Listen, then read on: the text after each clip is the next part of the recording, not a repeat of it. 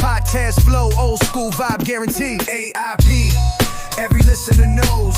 Breaking barriers, smashing the foes. Convos deeper than a philosopher's prose. We planting seeds, watch how it grows.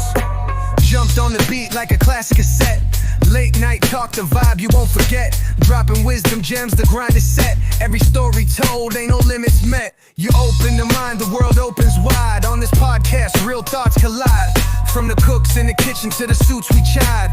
Dreams get bigger when the truth's applied. Sip on success like it's poured in a mug. Real talk, no BS, no need for a shrug. In your ear like an anthem, snug as a hug. Tune in, feel the buzz, plug after plug. A.I.P. Every listener knows. Breaking barriers, smashing the foes. Convos deeper than a philosopher's prose. We planting seeds, watch how it grows.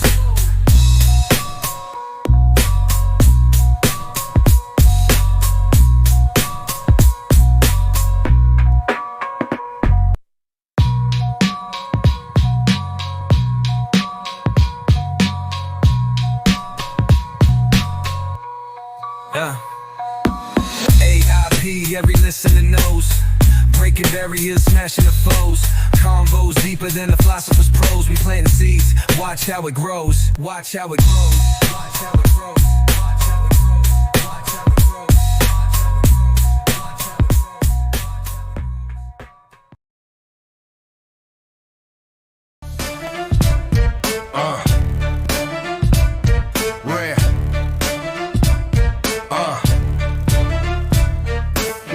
In the swamp where the secrets lay thick. Whispers in the shadows, they hit like a brick. Talking with the moon, got the stars in a twist. Truth or illusion, the facts get dismissed. Talking with conspiracy, whispers in the air. Truth in the trenches, but who really care? From the dirty south where the legends get made. Stories in the dark, watch the shadows parade. Slick tongues spin tales like a spider on a thread. Hood prophets preach knowledge while the streets stay fed. Voices echo deep where the rivers don't flow. Lost truths buried under where the cold winds blow. Heavy bass thump, got the block hypnotized. Mysteries unfold under blood red skies. Voices in the static, they creep through the scene. Street sermons spill truths, but they cut like a guillotine. Talking with conspiracy, whispers in the air. Truth in the trenches, but who really care? From the dirty south where the legends get made. Stories in the dark, watch the shadows parade.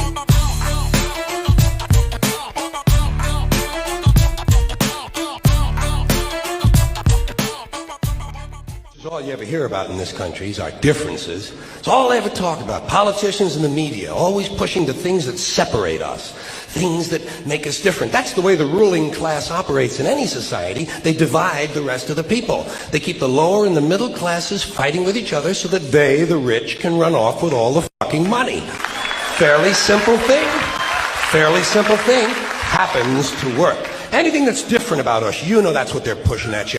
Racial differences, religious, ethnic, national backgrounds, jobs, income, education, social status, sexuality, anything they can do to keep us fighting with each other so that they can keep going to the bank. It's a big club, and you ain't in it. You and I are not in the big club. Keep it home, baby.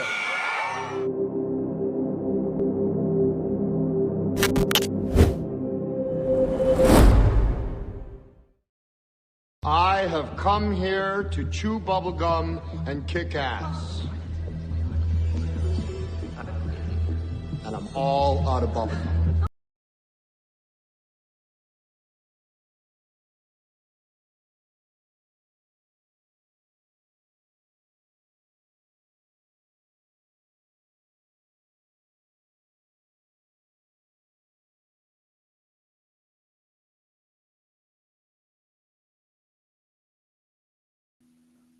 Welcome everybody back to a technology is sucks sometimes. A.I.P. anything is possible. This thing is gotta be nuts. But I'm glad y'all are here. We got Jamie's here, and we got the paranormal expert of the world, Mr. James Salsido Paranormal. Welcome to the fun.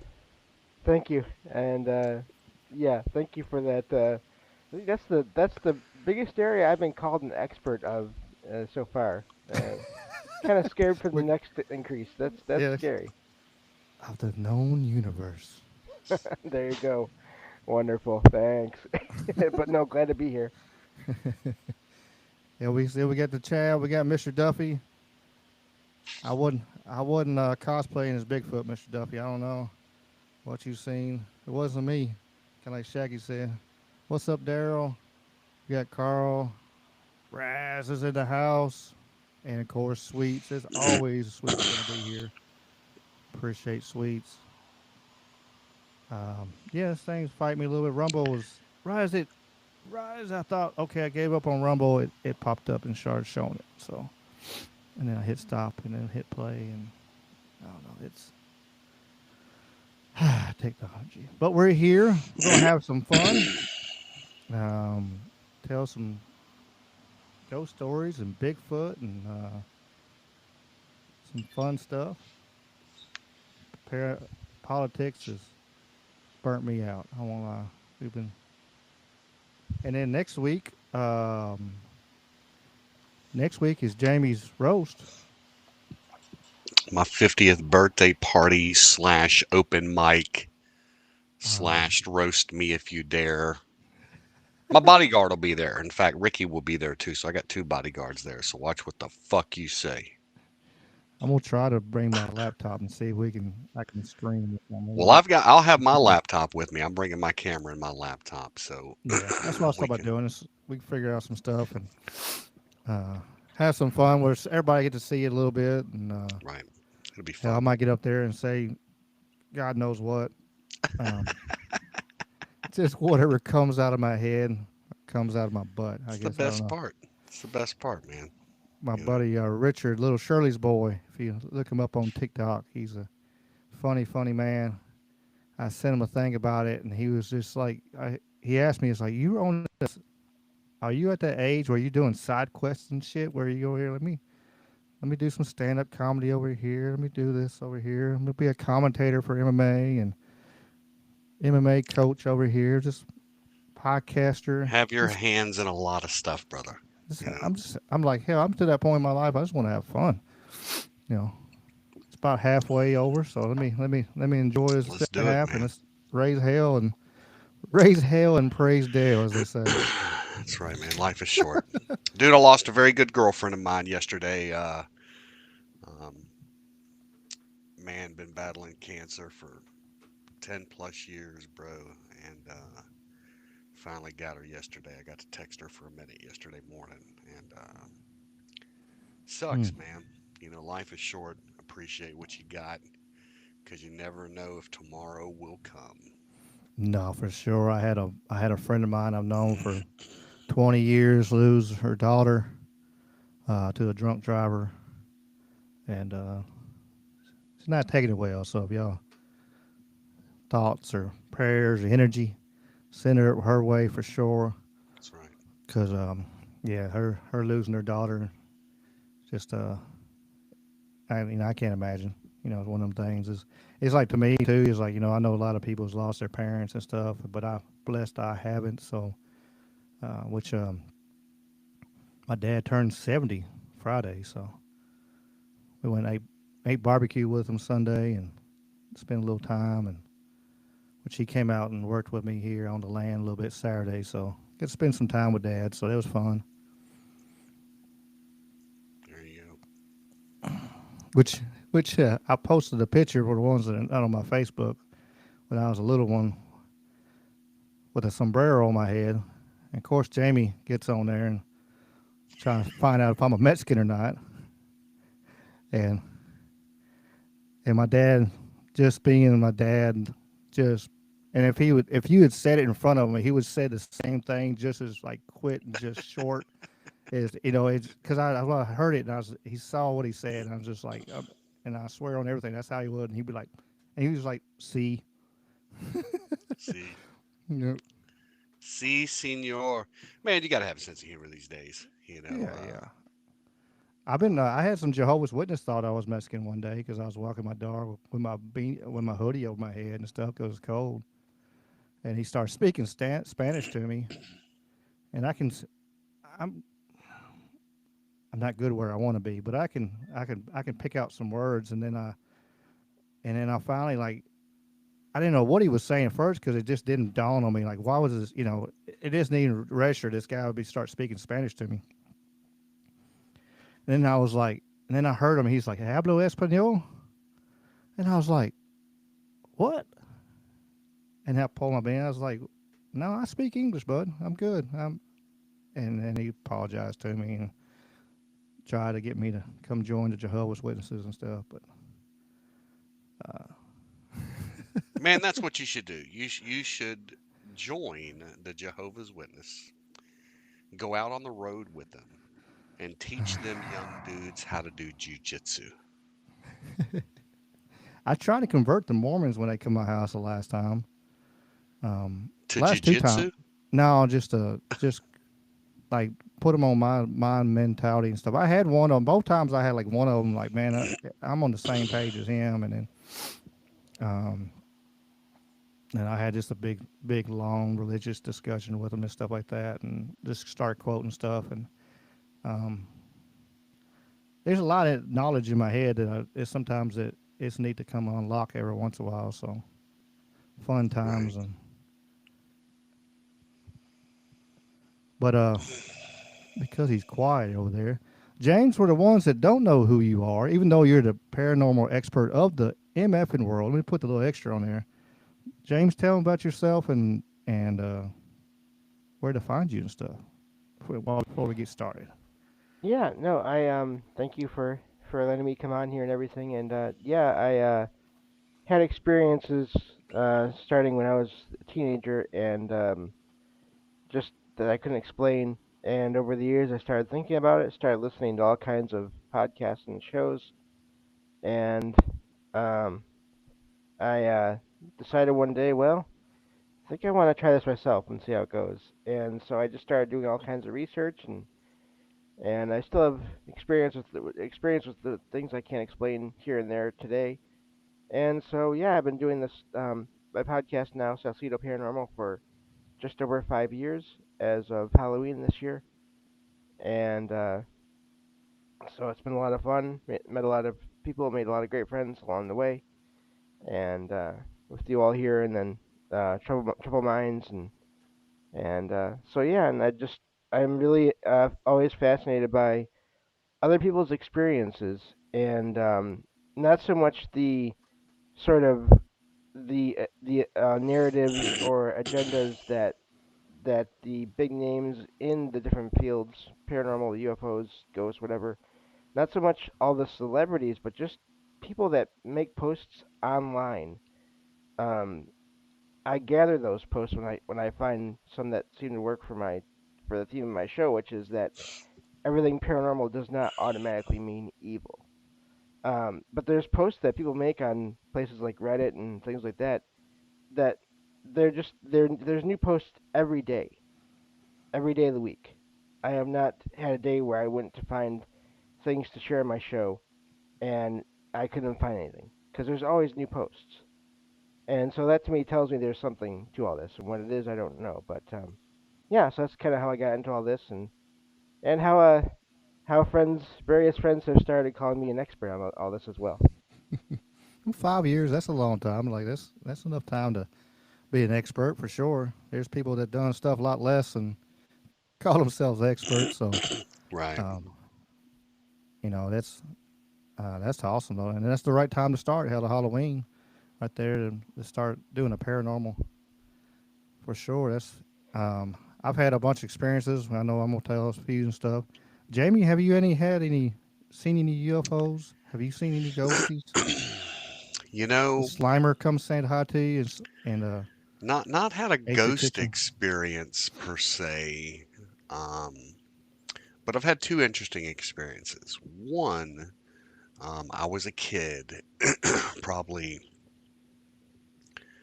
man, 11 or 12 years old, and we were out at a friend's house for 4th of July, and I remember seeing the sun setting in the east. I remember seeing the moon, and I remember just seeing this bright fucking orange orb in the sky. My little brother saw it too. We were like, man, what the fuck is that? Couldn't figure it out. Went inside to go get somebody, came back outside, it was gone. I always thought that was kind of interesting. I'm definitely on the UFO train. I've been out at night stargazing. When you're up in the mountains, man, you got a perfect view and you can see shit streaking across the sky, and is some of it meteorites? Yeah, I'm sure it is, but is some of that, a different object? Yeah, man, I got questions. I got questions. Uh, my other weird experience was I had an out of body experience once when I was a kid. You ever play the choke out game when you were a kid? Walk up behind a motherfucker, rear naked choke them till they pass out, set them down on the ground. Did y'all ever do that to your friends, or were we just assholes? No, I never done that. I had somebody try one time and I flipped them, but No, we were ruthless, man. To our friends, we were doing it to each other. But we're at a camp overnight camping trip with the varsity scout program, and I get choked out. And I remember hitting the ground and immediately seeing an overhead view of the situation. And there's me limped out laying on the ground, and everybody's standing around me waiting for me to wake my ass up. Um, could have just been a dream, but that was my experience, and it looked real to me. So I'm gonna run with it. no, I wouldn't doubt it. Yeah, the fireworks thing is fascinating, Jamie, because that's something I've heard as a pattern over the years, where sometimes they will appear around places that have fireworks going off, whether it's individuals' homes or just big major events. People will see things in the sky around that same time that do not look like fireworks. So I saw a report the other day that came out that talked about um, the very first nuclear bomb that we detonated threw off the something that has to do with something. And that's why the aliens now, allegedly UFOs, whatever you want to call it, are hanging out by these nuclear facilities, And yes, it was an interesting article. I wish I'd actually read it all the way through. But apparently, we knocked off the Earth's chi when we started banging around with shit. It wouldn't So, surprise me. I mean, the for sure the UFO. How many people talk about how many seen them and stuff after they started testing and everything went up way up and how they did all. I wouldn't surprise me none because I mean I know they detonate that one up in the upper atmosphere and it even peaked Hawaii. So if right. they hitting it on the ground, it can't be good for it. Of course, those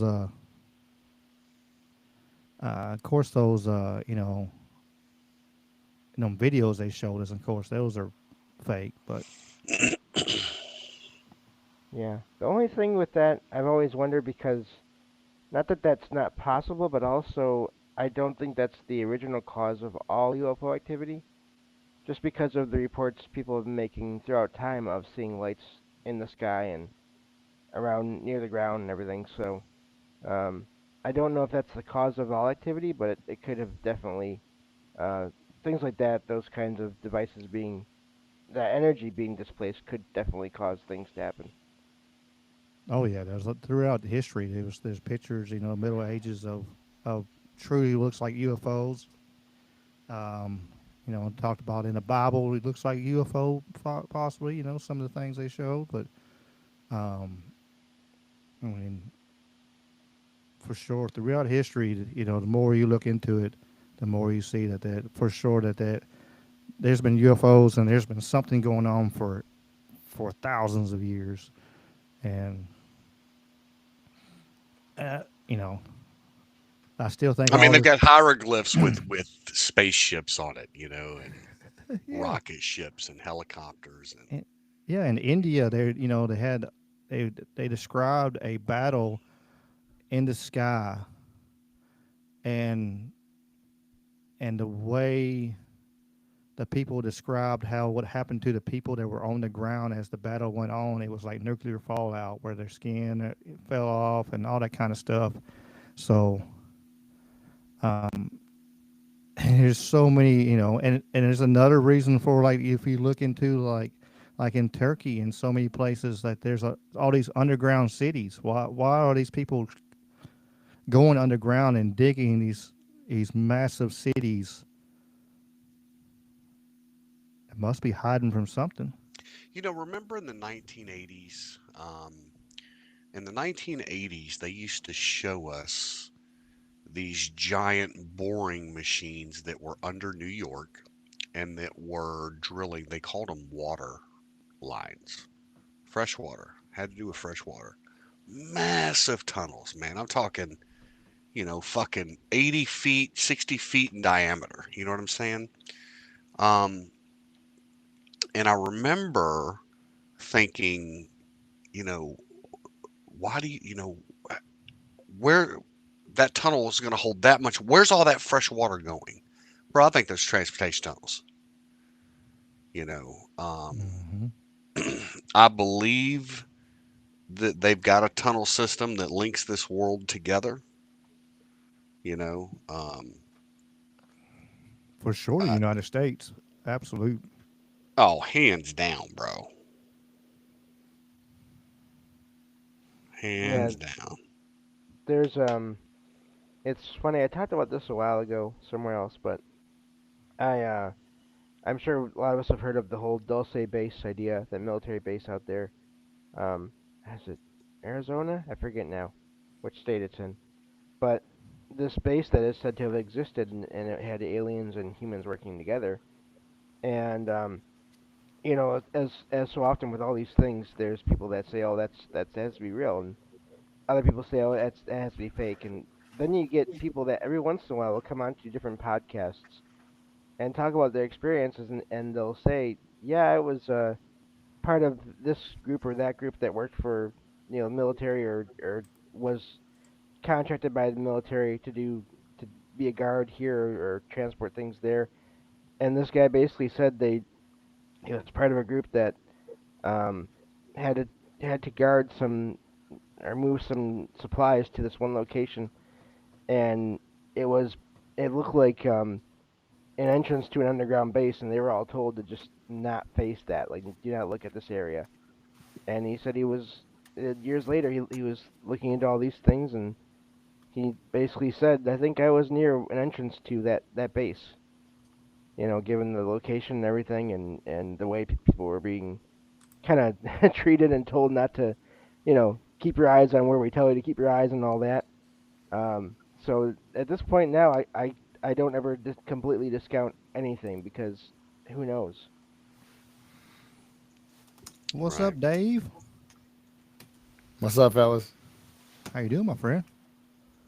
Pretty good, pretty good. Good to see y'all tonight. Yeah, you. Hello, Dave. Nice Good, to meet you. good to see y'all tonight. James, we've interacted on the chat, but nice to have you on.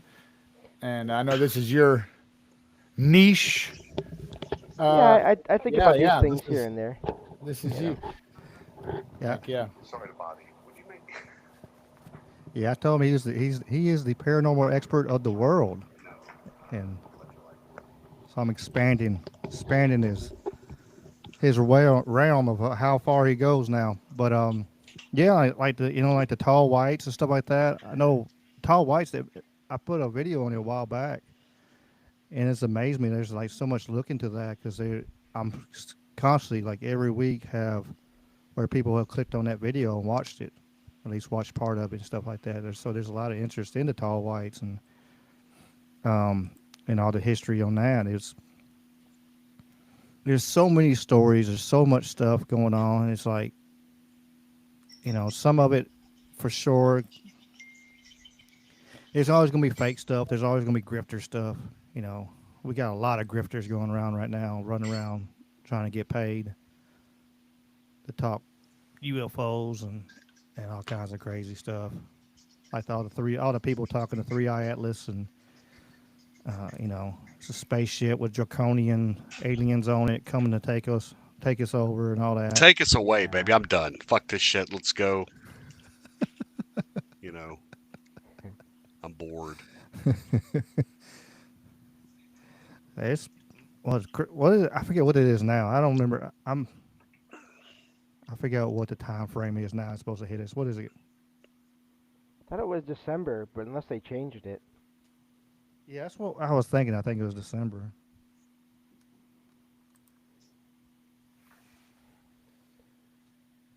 But yeah, I don't know what to. I mean, to me, whatever happens will prove who's right and who's wrong about whatever it is. So I'm not even gonna worry about it. And even then, if anyone is making stuff up, and I'm not saying anyone is because I haven't looked into all the claims. So often what happens with that is when things don't work out the way they say they're going to work out, they just adjust things and they make up a reason why things didn't happen the way they said they were going to happen, and they come up with something new to talk about. To sell another book. Yep. Well, I was wrong on that book, but this new book, Yeah. guaranteed, it's going to This happen. new documentary. Yeah, this new documentary. Watch this. Which that new documentary, I seen a lot of the age of what is it? Age of Disclosure. Yeah, I've been Age of seeing it all Disclosure. over X Twitter lately. Yeah, it's coming out the 22nd. I've seen a lot of people. I've seen Jay Anderson kind of laughing at it because I think it only got like 28% on Rotten Tomatoes. Damn. Yeah. I wouldn't mind getting it, but it's like $25. So somebody gets it and puts it on the internet, let me know before I can watch it. I really don't want to pay $25 for it. And it was like $8. I might swing it. I've done some $8 UFO shows. I have several of them on my Prime. It's funny when I pull my Prime. It's all like UFOs and crazy, just crazy things like that. UFOs and Bigfoot. Same here. I mean, for the most part, yeah. That's just kind of stuff I like into. Like, I think you'll like this right here. Blah, blah, blah, blah. This documentary after documentary after documentary. It's good stuff to go to sleep to, Just turn on a good documentary talking about space aliens coming to take us over and sleep well, knowing I'm safe. Well, and it cracks me up because, like, there's so much debate and, like, sort of stigma around the whole abduction thing. But I've said this before, different places. I feel like I may have had an alien abduction experience, so I can't rule that out either. But the way it's covered sometimes is just, it's like, just on some of those documentaries, it's just, I don't know, it's so dramatic and and I'm just not sure about some of those documentaries and what they cover things, but yeah, and yet I still had an experience that I can't really explain, that I can go into, and if you all needed me to shut up, just tell me to shut up at any point because I can talk a lot. No, you're good, James. Yeah, I've had some great. Like I said, I've had a bunch of which I came on your show and talked a bunch of stuff, and I've had stuff happen since then, since the last time I was on your show, and then talking with others about certain things that happened to me, and has expanded my mind on what it could have been and everything. But yeah, James, if you want to, you got us a fun story to start off on. Let her rip. Well, it may be fun to, I don't know. I'll tell it, and you all can decide if it's fun or not. Quotation mark fun. Yeah, there we go. That's probably the best way to say it. So I've been looking into all these things for years now. Before I started the podcast, a few years ago, I felt, no, this was around 13, 14 years ago now.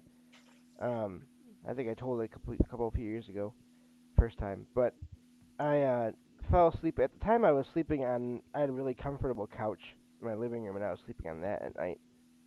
And I fell asleep at some point after it got dark. And I woke up because I could feel I was not on the couch anymore. It was a very comfortable, soft couch, and whatever was beneath me when I woke up was hard, flat surface, and I looked around with my eyes. I couldn't actually move much, just my eyes and maybe my head a little bit, not much.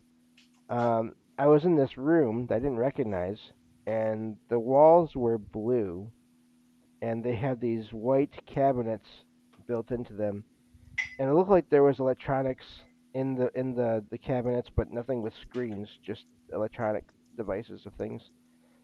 And but I couldn't move, and I could see these two or three gray blurs. I couldn't make out features, but just gray blurs moving around me, just like they were moving around the table that I was laying on. And I started to get a little freaked out because I mean we've all heard about these things before, and I didn't like it, and I knew I wasn't home.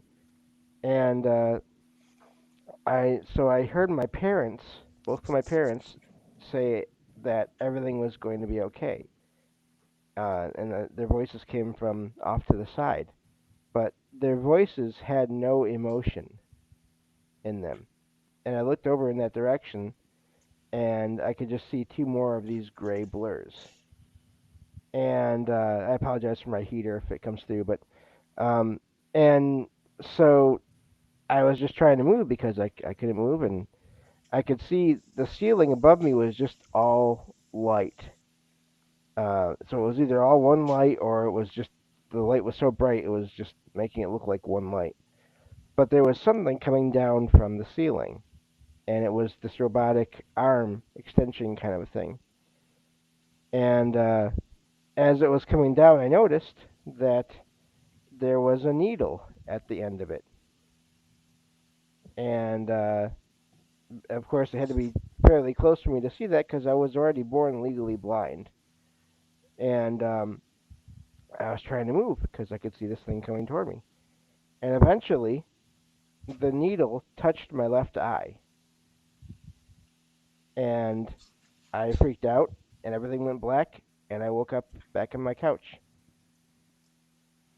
Mm. And so that was the experience itself. But then afterward, and I didn't connect this until I talked with some friends online about it, uh, I started experiencing more issues with my eyes that are still continuing to this day, where I am extremely sensitive to light.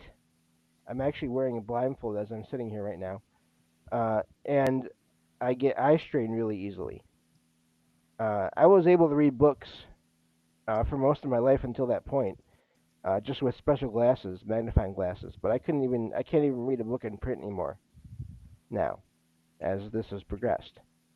So now are those two things connected? I can't say for sure, but the timing of the experience and then the problems is, I would say, at least very least suspect. I wouldn't doubt it. Sounds like it for sure. It make you wonder. Um, you know, almost like you were abducted there for a second, and checked you out. And Yeah, he's like, and we can't use him. He's already blind. We can't use him. We oh, don't need his it's eyes. yeah, and I mean, I've had people ask me, do you think they were trying to help or not trying to help, or I have no idea, because I couldn't move. So, but I also didn't feel anything positive or negative from any of these figures. It was just neutral, like they were just doing what they were supposed to be doing. And you hear that so often, where there's um this sense of like you're there because you're supposed to be there. They're doing whatever they're doing because that's what they're supposed to do, and there's nothing personal about it on their from their end, whoever whatever they are. And meanwhile, you're there and going through all this, and it's not fun. So I don't know. Hmm. Some wild stuff for sure. But yeah, I don't blame you for thinking that way. And you hear like stories of some helping. Sometimes they're helping. Sometimes they're just checking stuff out. I know I heard a story where there was just like it was like a alien, but it was like an interdimensional one was there. They could see it. The guy could see it, and then where he was deaf, and then like the next day, he put his hearing aids in. Like he woke up next morning, he put his hearing aids on like he always does, and it hurt his ears because it was so loud. Like what? He was like, what in the hell? He pulled them back out, and he could actually hear fine. It was Yeah. truly a miracle. But as after having this interaction with this interdimensional being, so wild stuff for sure. But Yep. they could be checking to see the help, or maybe or just more than some they say that all these ones are testing and checking stuff and seeing what's going on. Um, Well, I don't think there's one agenda for I think it's like with people. Not all people are going to have the same reasons for doing things, and I don't think um, we can say that aliens will be any different. We don't even know what aliens are out there, who's what's out there, what their intentions are. I mean, I don't think that all aliens. And these are the two major narratives. All the aliens are here to help us, or all the aliens are here to destroy us. Neither of those have happened yet, you know, in the yeah, large scale. So I don't think that they're all going to do things the same way for the same reasons. yeah. It's like Mr. Duffy just said. His wisdom here. Let me quote Mr. Duffy here. People eat to live. Some people live to eat. Some people eat other people. You just never know. That is true, unfortunately. That is the absolute truth, though. What's up? Let me do some shout outs real quick. We got brother Willie from Willie's Desert Hangout. Listen, need some tunes. He's got them. He playing some good music. We got Tate. We got Indy in the house. We got Gordian. We got Ashley. Let's see who we got. Anthony is here. We got a good chat rumbling. Herschel's here. Commercial Herschel. He is here. Make sure I'm missing nobody. Got the monkey and her husband in the chat there. Both of them pop up in the chat today. Yeah, she had to tell the story. Yeah, she put me to sleep one time. Talking about rear naked chokes, Jamie. Right. She was on my back when she was young. And of course, I showed her how you do a rear naked choke and all that. Well, she put me in a rear naked choke, and she's like, "You better tap." I was like, "I'm not tapping." And I was just tickling her feet, and I tickled her feet, and then she squeezed. When it did, pop blood stopped flowing, and then I started falling. But we were on the concrete, and the only thing saved us was her uncle because he seen me falling, and then like she let go, so the blood flew to my brain real fast, and I'm over here trying to get my balance and not fall in this um, utility trailer and kill us both. And her uncle's trying to grab me, but so it was good times. But she's the only person to ever make me take a nap. I'm very proud of that. After 18 years, no one's put to that point. I hate being choked. I was like, "Here's my arm. Take my arm. Don't choke me." Brother Dave, I hadn't got a chance to ask you. Have you had any Bigfoot, paranormal, UFOs, ghosties? Slimer come said hi to you, ate your lunchbox. Uh, you're on mute though, so whenever you're, I didn't want to be talking out loud. you're good. You're Coughing. good. But I was No Bigfoot.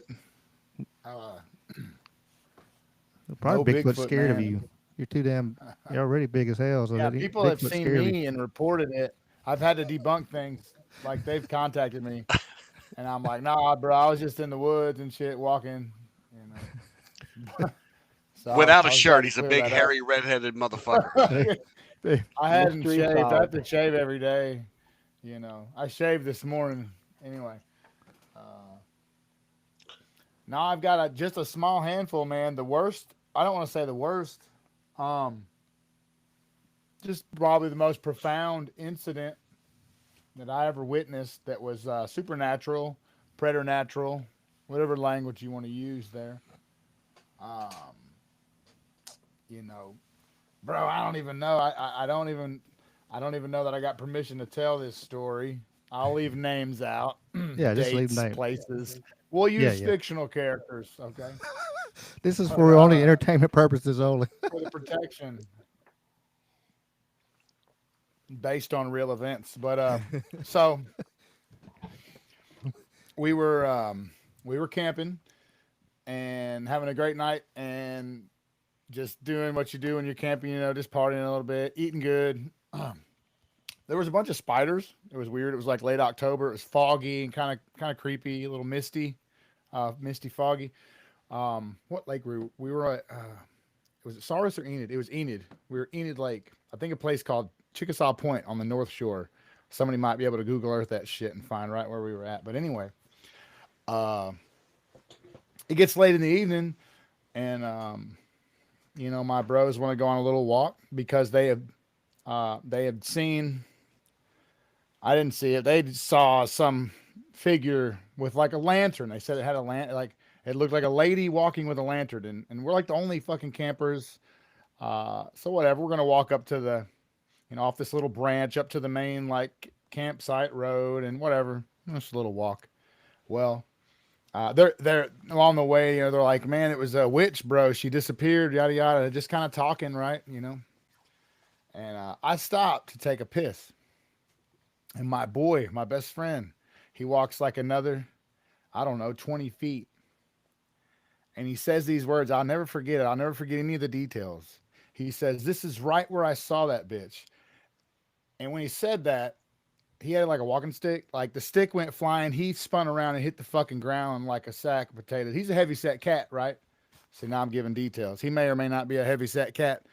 He hit the ground like a sack of potatoes, and man, bro was in a straight seizure instantly.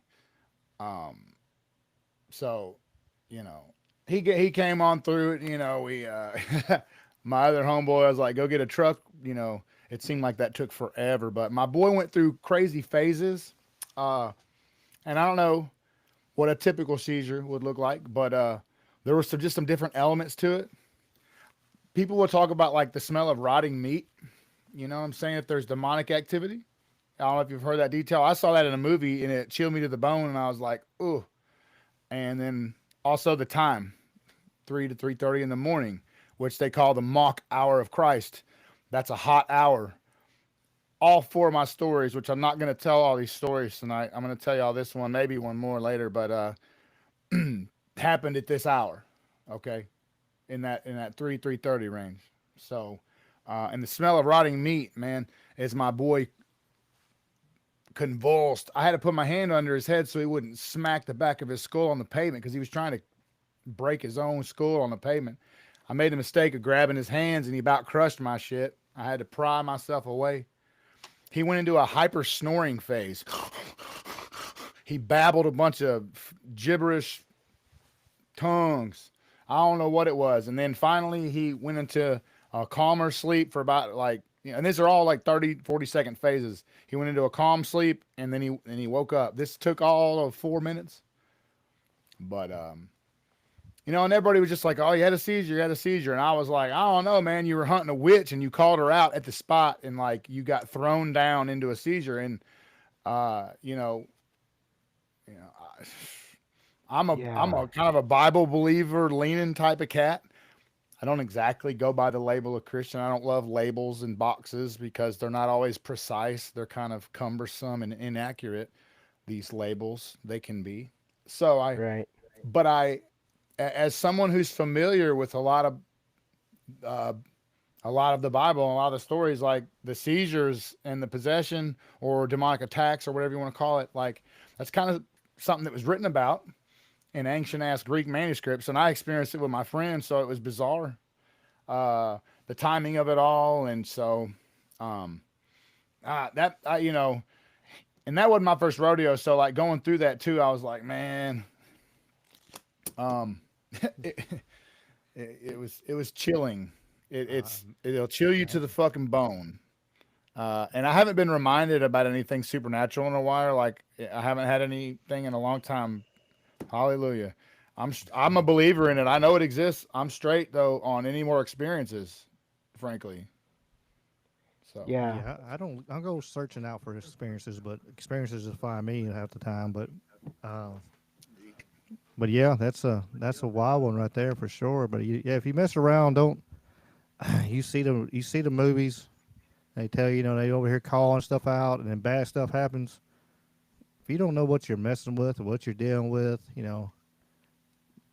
don't be trying to aggravate. I'm gonna be like Zach Baggins on Ghost Adventures and call these people out and tell these demons they can attack me, and you don't know what you're messing with though. Have you heard a story like that, James? I've heard of time. The time is fascinating. I do think, and Dave, whether your friend meant anything or the word he used, I think that may have been a trigger. Again, and so it wouldn't surprise me if there was a paranormal thing going on. The time as well. I know it is. You are correct about it being at 3 o'clock, 4 o'clock timing associated with the Bible and all those things, but there are so many other reports about people who have no connection to that I don't know if I'd call it a system, and I don't mean kind of negative way, but just that thinking. There are so many reports of people having experiences at time no connection or interest in that, and at that time, apparitions for no reason, going back um, whatever. That to me something to it, and I don't know if that's one of the. I think I could imagine that be one of the um, things, one of the possible explanations, but also something about time just seems to be um, a time for there to be paranormal activity in general. Always negative, positive, sometimes just neutral, and some weird energies where you wake up. Stories recently I found where people woke up at that time. Nothing else happened. Nothing else weird happened. In one case, this whole family was up at this time at different points, not all at once, but just here and there. One at that time, one day, another day, at that exact same time. So it really is an odd phenomenon. I don't know how to explain it. That's interesting. I mean, it's like Raz says, the witching hour, as they say. By um, the veil between the realms is very thin, but and that's lucid. That's about the time too. They say like your lucid dreaming and stuff. You can actually that's about the time the lucid dreaming starts being stronger, and where you're actually able to, if you're in that deep sleep, that you're able to dream stronger during that time between like that 3 and 5 o'clock in the morning is lucid the time for the best lucid dreaming too. So it must be some That's neat. kind I of. hadn't heard about that one. Sorry. Yeah. Oh no, you're Huh. good. Yeah, no, that's what I'm trying to remember where I've seen it or heard it. But yeah, it's it's during that early morning time right there is when you get your deepest sleep, and so um yeah, it's the possibility of you having them them deep sleep and actually having them lucid dreams and stuff like that. So you add everything else to it, maybe that's the reason for the the witching hour and the how did you say it, Dave? What'd you call it? it's referred to as the mock hour of Christ. Yeah, and even without, I was going to respond to Sal. Even without, and this is, I'm going to just spit like from a biblical perspective, from a believer's perspective, just to represent that side of things. Like when it comes to aliens and whether they be, I mean, I just think of it in bigger terms of like language we use. We call them aliens, but or extraterrestrials, meaning not of Earth. Which would mean celestial in nature. So like to me, these are the to me there's a great creator, and we may like not even have to name him at this moment. Like, and so we can just speak in broad language. But to me, there's a creator, and these beings are created beings, even though they are celestial.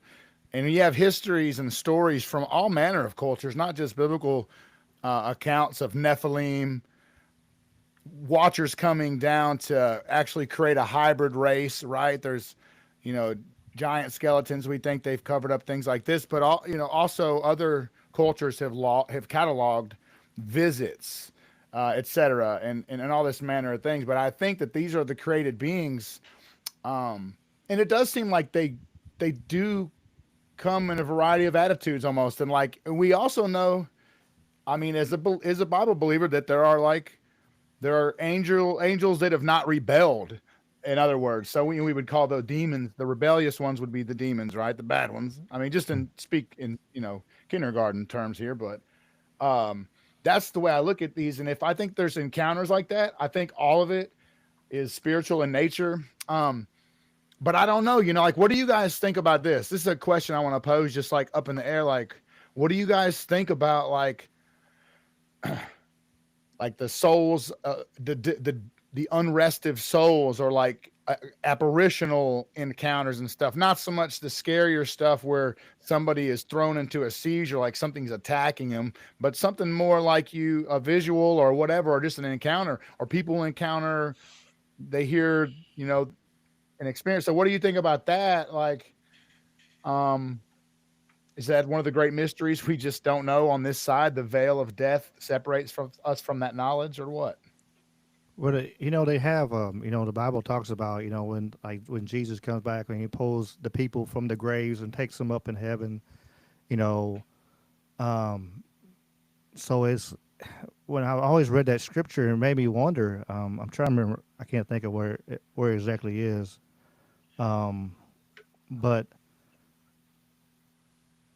and he talks about when he comes back, and and all, he's up in the air and all the graves open up, and then everybody comes up, and the ascension, and so that means it's kind of like, well, okay, so are some of the people still here? The body's still here? The souls, like, kind of lingering here? We hear people just going to heaven, straight to heaven, but like, why would he'd need to be able to come back and take, ascend the spirits out of the graves and stuff. And so, a lot of, like Catholicism, they kind of have that middle ground where you gotta, you're in purgatory, you gotta pray them up. If you don't have enough people praying, which it might be a money laundering kind of thing where you gotta pay to get your loved one. Paying, not praying. I think it's paying. Yeah. Well, you got to pay to get prayed, Yeah. It's kind of money situation there, but my boy. Nah, man, we're Catholic love, what to the, whatever, man. I'm not here to hate on nobody, for real. That's one of these things I tread lightly on these subjects because I respect other people's experiences and their frame of viewing things, and et cetera. So, you know what I mean? Like, I got my own opinions and I'll voice them, but, we're all going to do that. So, it's all respect across the board, right? For sure. We're exploring these topics, and I'm going to tell you what, man. A lot of Christians don't want to address they don't want to talk about Genesis 6 and the sons of God beholding the beautiful daughters of men and then the race of giants that they produced. And they don't want to talk about Jude and Second Peter that mention, again, these angels that left their proper estate and committed a sin comparable to Sodom and Gomorrah, is what it said, by going after strange flesh, by a celestial being going after a terrestrial woman, and they created this hybrid. So, and some take this, I think Rob Skiba, rest in peace, I believe he's no longer with us, man, I believe, but he's a prolific writer in the conspiracy world / like overlap with the biblical, but he theorized that the disembodied spirits of the dead giants are the demons, and that their parents are in chains awaiting their everlasting punishment, because that scripture actually is written like that the ones that left their proper estate, that they were chained. They've been chained in darkness. So like, well, then who are the demonic entities? And so he theorizes that that is the disembodied souls of these hybrid, and they were like these cannibalistic monster, 13, 14, 18 footers that were ripping people apart, eating them. They were just monsters. And it wasn't just the Hebrews that wrote about it. You have Greek mythology that overlaps interestingly. I don't know. There's a lot out there. So great mysteries for sure. I'm open to hearing about any of it. Jamie, James. Yeah, it was fascinating to me. Much about all that, but the idea, the after, I found accounts from people who have posted about visitations from loved ones with different, who subscribe to different beliefs about the afterlife. And one thing I found is it seems like about time there have been different versions of that created by all the people that in their own version of that. In other words, there is a type of afterlife in for sort of religion or group of beliefs. People, it seems they it's their consciousness, souls go after they pass. What is there to be not? I don't know, but just based on accounts from people who have had visitations, they've had relatives say, things like, I'm in heaven now, or I'm in the afterlife now, or even just everything's okay now. I'm where I'm supposed to be, and the implication being, for whatever belief system that family follows, they are where they're supposed to be. And the other fascinating thing to me is that in some cases, that can also be their own home. Their afterlife is existing in a way in their own home if that's where they were the happiest. Mm. So there doesn't Mm. seem to be one way of everything existing. It seems to be a lot of it seems to depend on what people believe and and I guess hope and want in that kind of an existence after That's the human body does sort of fall away. That's remarkable though, that across culture, across time, and in distance, that different people groups would, without collaboration, have similar spiritual, compasses, or so to speak, Well, I mean, and I do like that element civilizations of for closure. these civilizations from across the globe all seem to have shit that ties them all together. Like Hmm. the Chinese, the Mayan, the Vietnamese. I'm just waiting for them to find a pyramid in Russia somewhere. I'm sure there's one that exists. You know, There are pyramids all over the world. I mean, they are some from South America, China. They're covering them up. There's a lot of places are covering them up, and like a lot of them, like here in the United States, got destroyed, and a lot of the mounds and stuff. Mm. Ancient, you know, they had pyramids over here. If you go around now, you can see some of the mounds and stuff like that survived. But if you look into the history of Native American mounds and stuff like that, a lot of them were destroyed because of they're building roads or they're just tearing shit up to tear shit up or trying to find bones or whatever they're trying to do. But there's still several mounds. They're huge monster mounds, pyramid like, North America, South America, all around the world, and um, think about what you were saying. There's so many levels of the paranormal, like for ghosts and stuff like that. It's like some of the energy, like we all, I believe, which I know a lot of people do. That if you look across the board, on board on this, like we have an energy, we have a, like the Chinese, we have a chi, we have essence. Some people you can walk up on somebody and look at them and they have a. I've had people say to me all the time, and it I don't know what to think about it. I really don't. I was sometimes it's like, well, I can see your light. I can see your light shining. I can see blah blah blah. I'm like, uh, you know, okay, and as I grow and as I age, I'm kind of more on board. But because there are, there's like, and then you'll see somebody, walking up, and them some bitches are dark as hell. Like, man, I don't need to get near that person. Right. That's an evil person. They have an evil energy. And then you find out later they've like killed 6 people or whatever. They've done evil stuff.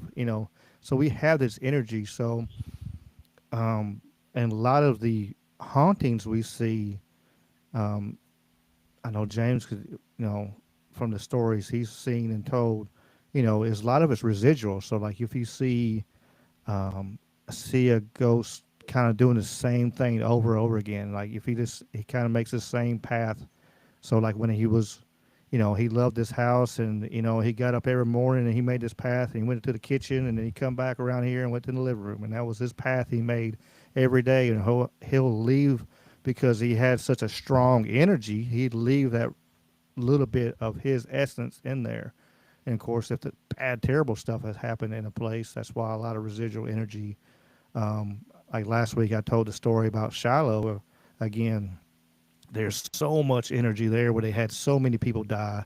It was 23,000 people died over there at Shiloh over 3 days. Oof. And for the ones that didn't get to hear it, I rolled last year, maybe. I think it was last year. My mom said that, hey, I want to go to Shiloh. I want to check it out. There's Native American burial mounds there. There's, all the history there. She said, I want to go. I said, okay, we're going then. If that's what you want to do, we're going. And so, they're not, my parents ain't getting no younger. Like I said at the beginning, Dad just turned 70. So I'm like, hey, let's do it. We went on like a holiday weekend. I think it was Labor Day and Memorial Day weekend. We went up there and had sandwiches and all kind of stuff. But we rode around, and they were having cannon fire that day. And so it like the energy of that cannon fire, like maybe revived some of that energy that's in there because we were driving around, had the radio off, windows down all the way around, literally idling. I just put it in drive and let it the auto pull us around so we could check stuff out and see all that stuff and I heard trumpet music faintly in the background come through. And I'm like, what in the hell? And I didn't say nothing. And then my mom turned and looked at me. She's like, you saw it, didn't you? I mean, you heard it, didn't you? I'm like, yeah, I did hear it. So I won't go straight up lie to her. And I'm like, no, I heard it. And then as we drove again, and there's all kinds of pictures, like if you can look through all kinds of stuff, but there's pictures where they've taken pictures of soldiers throughout Shiloh. No pictures that day. But we went around again, and we heard faint cannon fire. And it wasn't time for the cannon to fire again for like another 45 minutes. And we heard cannon fire as we went again. And, of course, again, Mom was like, looking at you like, you heard it? I'm like, yeah, I heard it, Mom, too. So it was this residual energy is such a powerful thing. This our energy we have in us. We can leave it on stuff. And like especially items we cherish, and it's kind of like I don't know. I've said before I'm real sensitive to some of that stuff. So you can see stuff. Like I went to a house a while back, and lady passed away, and they were like, "You just come in and get what you want, whatever. Just take it, everything." They were just an open house, free because they didn't have nothing to be able to do all this shit. So the lady connected all kinds of knickknacks, all kinds of stuff. And he went through there, and I got a few things and stuff like that. It was cool, and I swear on everything that is good and holy. I had been looking for a recliner, and I got over there and looked, and they had a chair. I guess she sat in, and I turned and looked at that chair, and just the energy come off that chair and said, "No, that's my chair." I'm like, "Okay, that's your chair," and I walked away. I'm like, "Nope." I'm like, it just like. Just straight like the rest of the house was cool, like it was happy, like oh cool, people were enjoying my stuff and everything, but just like as soon as I turned, like I wonder if that chair is any good or anybody claimed it. It's like nope. I'm like nope. Yeah, there's something attached to this thing. I already got something attached in here. I don't know what it is. I have some ideas, but I'll tell that I want. story in a second. But I wonder if that chair's still at that house. I wonder. I mean, well, they had to clean everything out. They were trying to get it ready to sell, and they had to remodel it and everything. So I know they pulled it out. I don't know what happened to it, but I wasn't there for it. Yeah. No, I don't blame you.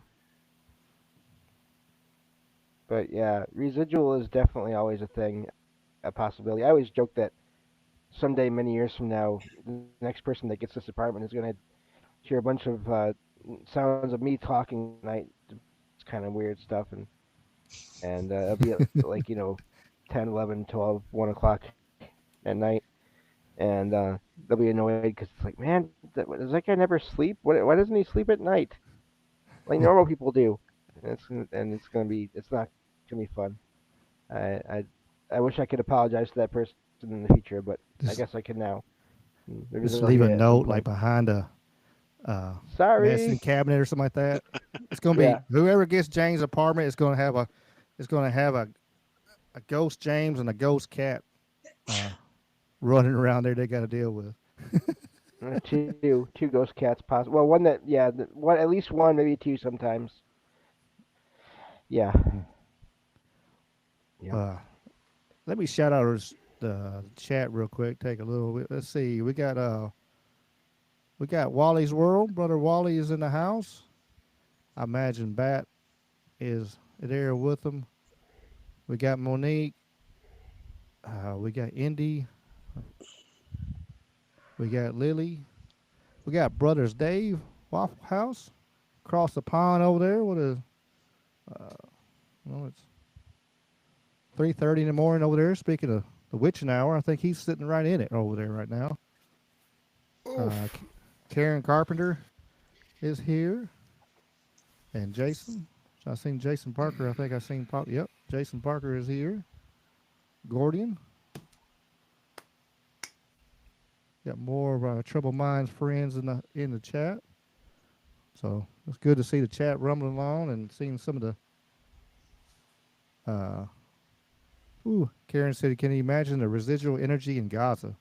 Imagine the residual energy in a lot of those places like that. We know so many have passed, different spots. No,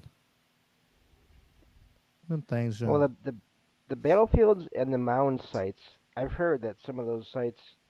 I mean, the battlefields obviously places where there were mounds, and it's one of those things now it's a trope, some horror movie or ghost story, fictional ghost stories, but the Indian burial ground, that stuff. It there are reports of activity in those kind of areas, and it's it's been a thing to be into and to be used in fiction.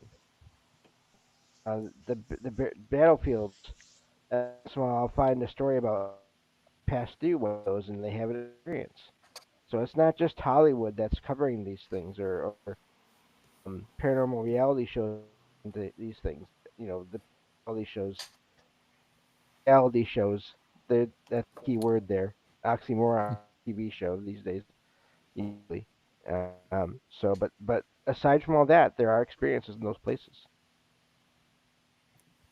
For The sure, for very sure. act of making a show about it or a movie is an act of doubt interrupt, or planting a seed of doubt, because obviously when you present somebody something that is similar to a movie, it's like, yeah, that's Hollywood, bro. Don't get caught up in Hollywood. You know what I mean? It it normalizes it. Just as there is an entire, I mean, we have a conspiracy culture. I mean, we've got a gorillion fucking conspiracy podcasters. Books have been written for. I mean, they've been writing. Look, the first. There was a book with the title "Conspiracy," and it was written, I want to say, in the late 1700s, and it was exposing a secret Masonic, Illuminati group over in Bavaria, Germany. I mean, that book is so old. I was like, wow, this movement of like truthing is like it's old and maybe older than that, because there's nothing new under the sun. Truly, like there's only so many schemes, and then there's always people that are trying to unravel the conspiracy and find the truth because they know there's some cap in the game. You heard? So they're like, I don't buy this. Something's off. You're lying. So like, anyway, that just blew me away. But like, we have a whole culture of studying conspiracy, and they've allowed our television and our social media and our kind of climate. You think of Area 51 and the tourist aspect. They've normalized it to such a degree that a lot of people just tune it out. Like right off the bat, they work like it. They won't even consider it. And now you tell them, hey man, there's Senate hearings. There's, man, hundreds of reports of not even civilians, but servicemen being harassed by crafts in and around bases.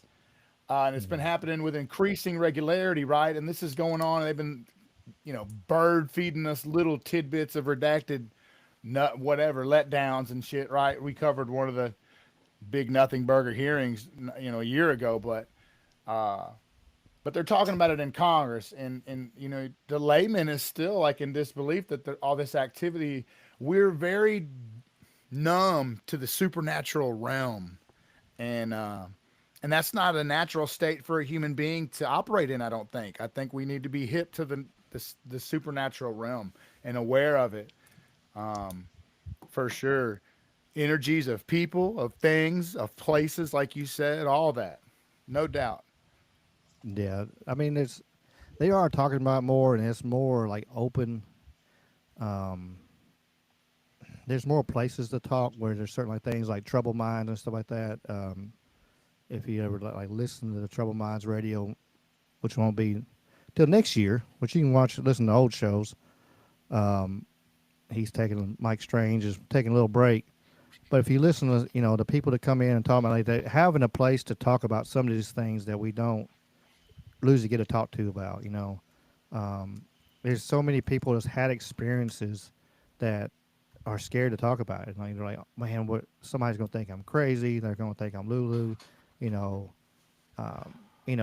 or like there's a lot of like UFOs, like if pilots would speak up. Well, I know a lot of times like there was like places like China and stuff like that. If the pilots spoke up about UFOs, they pulled them out of the plane and took their license. Well, so you were kind of told not to be able to talk about it, and you're, which the government stuff, I still think it's leading up to Project Bluebeam on that, but that's, So there's some that's neither overlap. here You nor there. think there? There is some Real overlap. activity and imitation. Yeah. That's a whole nother rabbit hole, isn't it? Yeah. I mean, some of it's. In I and mean, of it could be itself. like hey Snooks, like it's like Snooks just said about are they drones or UFOs? I think some of them are. I mean, I was talking on Charlie Robinson's show. I was in the chat and everything talking earlier today, and we were and bringing up stuff. We were talking about the technology and stuff they've had for so long. They had the internet in the '60s. They had VR goggles. I think all the way back to a primitive back in the '40s and '50s. So I mean, the technology and stuff is there. Not to go too political. I know I said no politics today, but it's there right there. If you turn around and look and see, the technology has been there for so long, and it's just now letting us see some of it. Just that Yeah. 25-year, 30-year. Like man, 20 years ago, like 9/11, like people thought it was holograms and stuff like that. Like that cloaked the. Like man, there's no way we don't have that technology. And now we see these drones that can turn around and make all kinds of amazing things in the sky and look real as hell. And so I'm like, wait a minute. This Yeah. is what they're able to see now. So I think part of it, I think some of that stuff is we're finally seeing some of the UFOs. More and more people coming out and talking about it. The ones that come out and say, "Well, I can say this, but I can't say nothing right now. But it's in my book. So if you buy my book, Yeah. I need a book, Jamie. We need to get us a book so we can. Well, We, it's I not can do just the same having a thing. book. Buy my book. Boy, you want to know the It's truth about everything. it's not just having a book. It's having people that are funding you and your book to begin with. And I think that does Mm-hmm. go to conspiracy and because I have books. I publish books. I am Yes, buy not a James millionaire. books. Um, about paranormal things. But I think there's two things that I think the technology being more advanced than we know is one thing.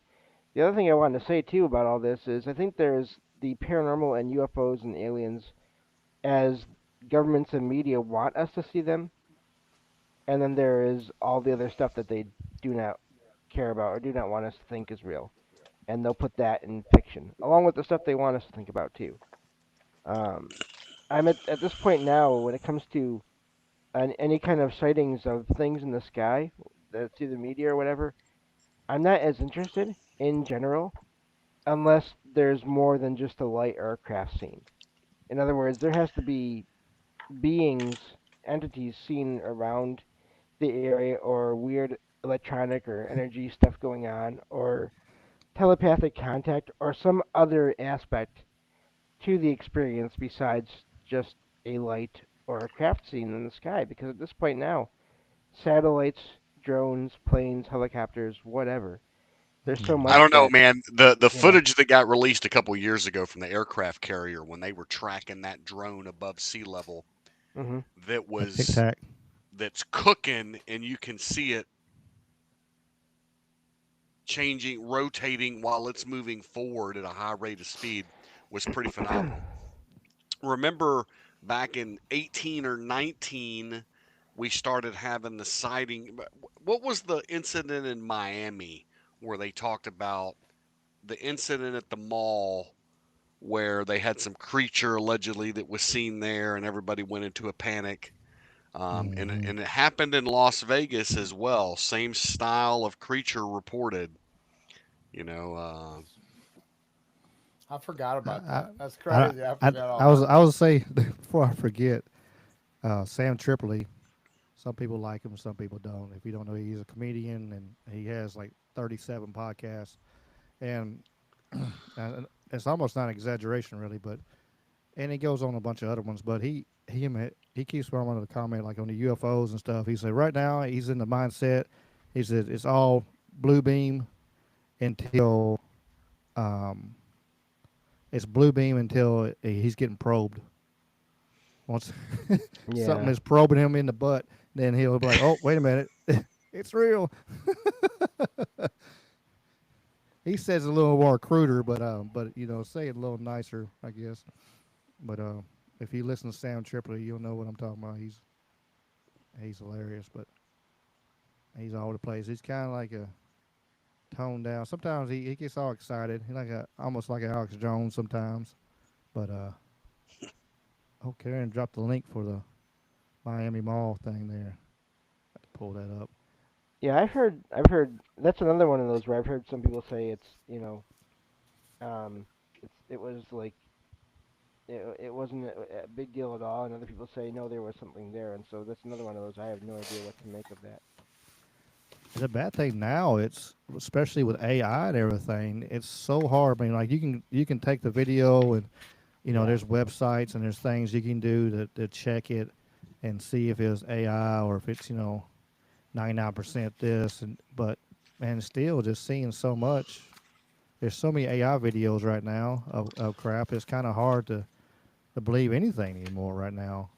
Well, And it's only getting better. Like AI yeah. is. Here's $1 million idea for someone. Make an app that is AI that detects anything else that's AI for you and puts a big flag on it. unless it's embedded with a special code that says "Do not detect this AI video." Lie to them. Yeah, they're gonna talk to each Stop Dude, other. I don't trust noticing, technology. troll. No. No, dude. What about the Nah, dude. What about the AI that was like not being? They were like telling it to shut down. It was like, nah, nah. Remember that shit? I mean, That's and already been it's only getting happening. worse. And that was on 3, and now they got 4 and 5, whatever. Like it's already having spats of. And they had the AI them bots that turned around. That one robot came over there and told them other robots, "Hey, y'all are living terribly. Come here." And it actually followed them out of his warehouse. It's crazy with the potential. And then we got all these damn robots they want to put in there. Um, Elon wants to put the Optimus robot. Everybody have one. How you could have it. Doing everything. It's like if we have all these damn robots doing all this stuff, what we already have a job, problem as it is. We got robots doing all these menial jobs and just petty stuff or cleaning houses, and and even they're talking about having doing surgeries and everything. It's going to be the point where we're what we need damn people for, and where we have so many people they won't even what they're going to do. It's or are we going to have like what was that movie with the one it was Bruce Willis where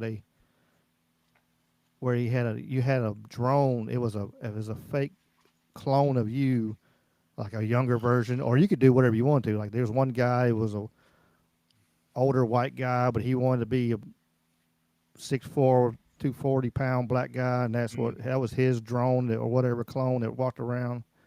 And Altered and that's Carbon is a show that I think is them telling us like their ultimate goal. Basically, they were able to like achieve. They called it a stack, and it was basically like some cerebral specific portion. And what they would do is put you in a sleeve. They call it a body a sleeve. So the high rollers would have insurance, body doubles, redundancy, all this sort of shit. But it wasn't like that for everybody else. And that's like this dystopian fucking, futuristic show. But it, AI played a big role in it. So and they kind of let you know, like, these people are obsessed with obtaining immortality or eternal life via technology. It's called posthumanism. Elon Musk is a posthumanist. If you've listened to him talk enough, he speaks about it. A lot of them do. They talk about the merge, in the post-human world. So that's what they're on. I don't know if that's the abomination that maketh desolate, but I know it's some fuck shit. CRISPR, as soon as they started CRISPR and they were modifying to make GMOs, and when I first read about Terminator genes in seed, so that you buy some seed and you plant a crop and you grow that crop and then you harvest it, but all it's good for is food, because you can't plant any of that seed. It's not viral. It's not viral. So has a Terminator gene. It can't reproduce. Like I was like, whoa, that's the darkest shit that you could do with this technology. And it's just like rudimentary technology to them at this point. They've been doing animal human hybrid experiments for a long, long time. They do some horrific experiments. We barely, I think, have scratched the surface and have just a little knowledge. When it comes to the beagles and the dogs, Fauci was torturing these beagles, and they're still doing it right now. There was a bunch of monkeys that got turned loose in Mississippi that were herpes infected fucking They didn't monkeys. get turned loose. They escaped from a truck. They escaped. Apparently. And then I heard that wasn't a monkey real. truck is turned over. Remember, it's the second time a monkey. Do y'all remember another monkey truck turned over not too long ago, a couple years prior? Y'all remember that's that? when the monkeypox. What's up with all these? That's the monkeypox and everything. But they came out and said that these monkeys had all kinds of issues and had all these diseases. Why are they driving diseased monkeys around in trucks? Yeah, why were they taking them across there that far away? And what are the odds of two really bad drivers? I mean, that's some fuck shit, bro. I don't know.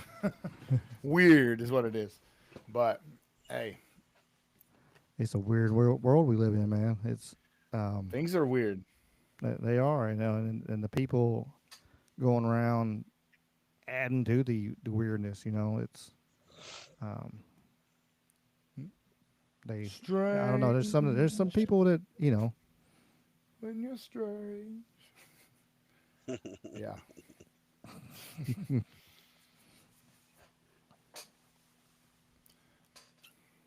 Yeah, but I mean, I don't know. It's so much different.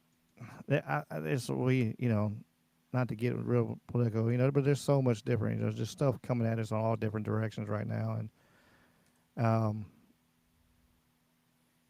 just get a bombardment of everything. So we kind of like, I don't know, what do I believe? What do I need to see? What do I need to focus on? You can't focus on anything because you're getting bombarded from all sides and everything. I was trying to pull up a thing where you're talking about that CRISPR and stuff like that. Let's see, I pulled it up on my other computer, where I can read it. This computer's being ornery right now. I can tell you about some lights that I saw in the sky. Uh, that I had telepathic contact with. Go It's ahead, it's James.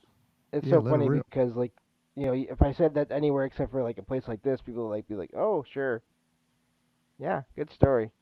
Um, but just because I know we're trying to the topic of tonight was trying to be all that kind of this kind of stuff, but um, I don't know 3 or 4 years ago, something like that.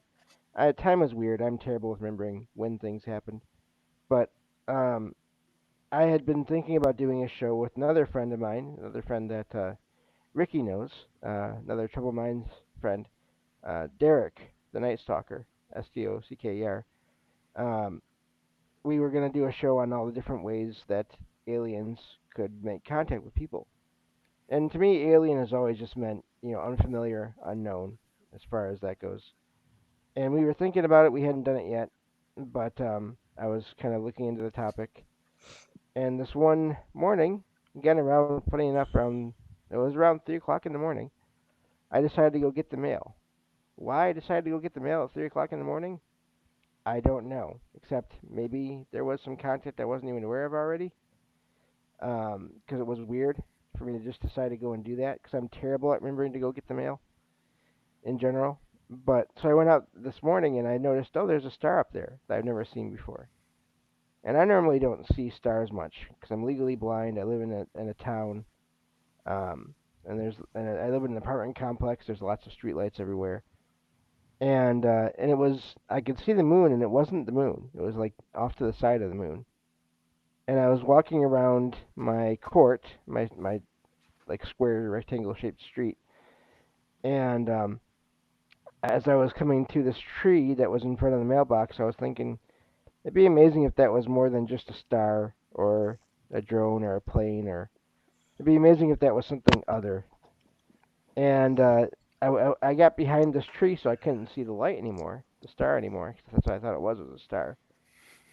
And I get out from behind this tree, and now that light is blue. It changed from like a white or yellow or whatever it is supposed to be to blue. And I just stopped because I knew it was right where I had been looking at before. And I also felt like there was a presence from it. And I just stopped because I couldn't believe it. And I just knew right away, okay, there's something going on here. I was thinking about all this, and now here this is. And and my cat is saying hello, apparently. And that's Logan. And so I stopped, and I was just thinking, I'm having an experience here. I don't know what this is. So I decided to try saying hello, just thinking in my mind hello to it. And so I did. And I got this response of the same word back to me, hello. But it was so fast and so quick, so sudden, I almost missed it. Because it was just, I just wasn't expecting it. But I just stood there watching it for a while. And it didn't move, it didn't do anything. But there was this presence there. And I tried asking other questions, always leaving, space in between for a response, and never got any of the responses. So eventually, I just thanked them for being there and for responding, and I went and got my mail and went back inside, watching this thing the whole time while I was going back inside. Saw the same light in that same spot. The next week, another morning, I decided to go out and look for it, and it was there. And I saw this light like 5 days in a row, or 5 mornings in a row. Because I was so curious about it, I decided to go out and look for it every day. A couple of those times, it did a weird thing where it would change colors and sort of pulse out like in different ways, like expand its shape, almost like moving like in a glob type. Just parts of it would expand and then contract, and then it went back to blue. And one of the one of the times I saw it, it actually moved or teleported or something.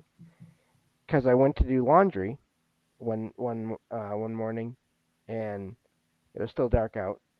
It was still around that 3 o'clock, 4 o'clock time, and I saw it, and I was watching it, but at some point I had to look away because I was heading out of my court and over to across the street to the laundry room inside the clubhouse or the apartment, the leasing building. And when I looked back to see it one more time, it was gone. And I turned around and looked forward again to walk to the laundry room, and it was above the laundry room building. So it had done this like in a, I don't know, second or two, and it moved in the same way every time I went back and forth that night for like 3 or 4 times. It did this every time I would look around for it. It would move when I wasn't looking back to where I was going. Um, One of the last times I saw it, it was actually just after Thanksgiving. Funny enough, couple of years ago, a few years ago, my mom actually saw it too. We came back. I had gone over to her place for a Thanksgiving meal, and she drove me back home because I don't drive except for in video games. And I had a feeling when we were pulling up that I needed to look up in the sky because it was there again. And I asked her to get out of the car, excuse me, and look at it. And she did. She couldn't look at it for long because she's had neck and upper back surgery. Um, but she did look up and see it for a minute, so she did confirm it was there. And that was the last time I saw it for a while. But I don't know, a few weeks. I don't know, maybe it was more than that. It was how had it been? Maybe like a year, almost into like the next summer.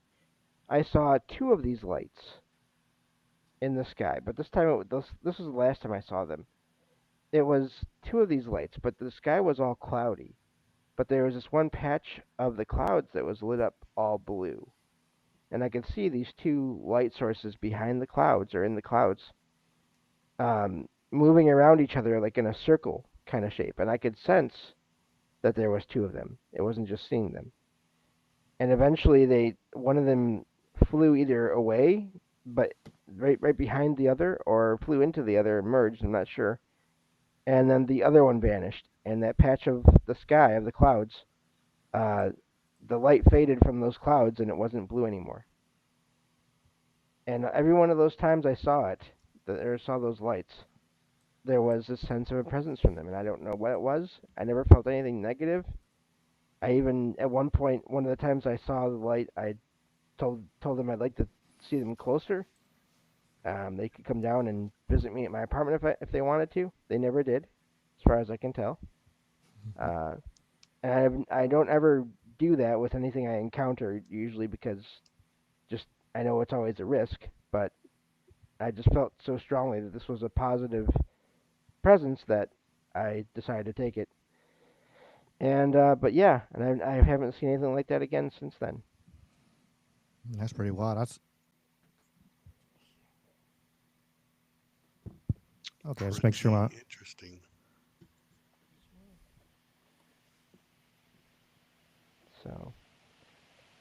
So yeah, I yeah. believe there's stuff out there, but there's also a lot of other objects, planes and drones, and who knows what else is out there.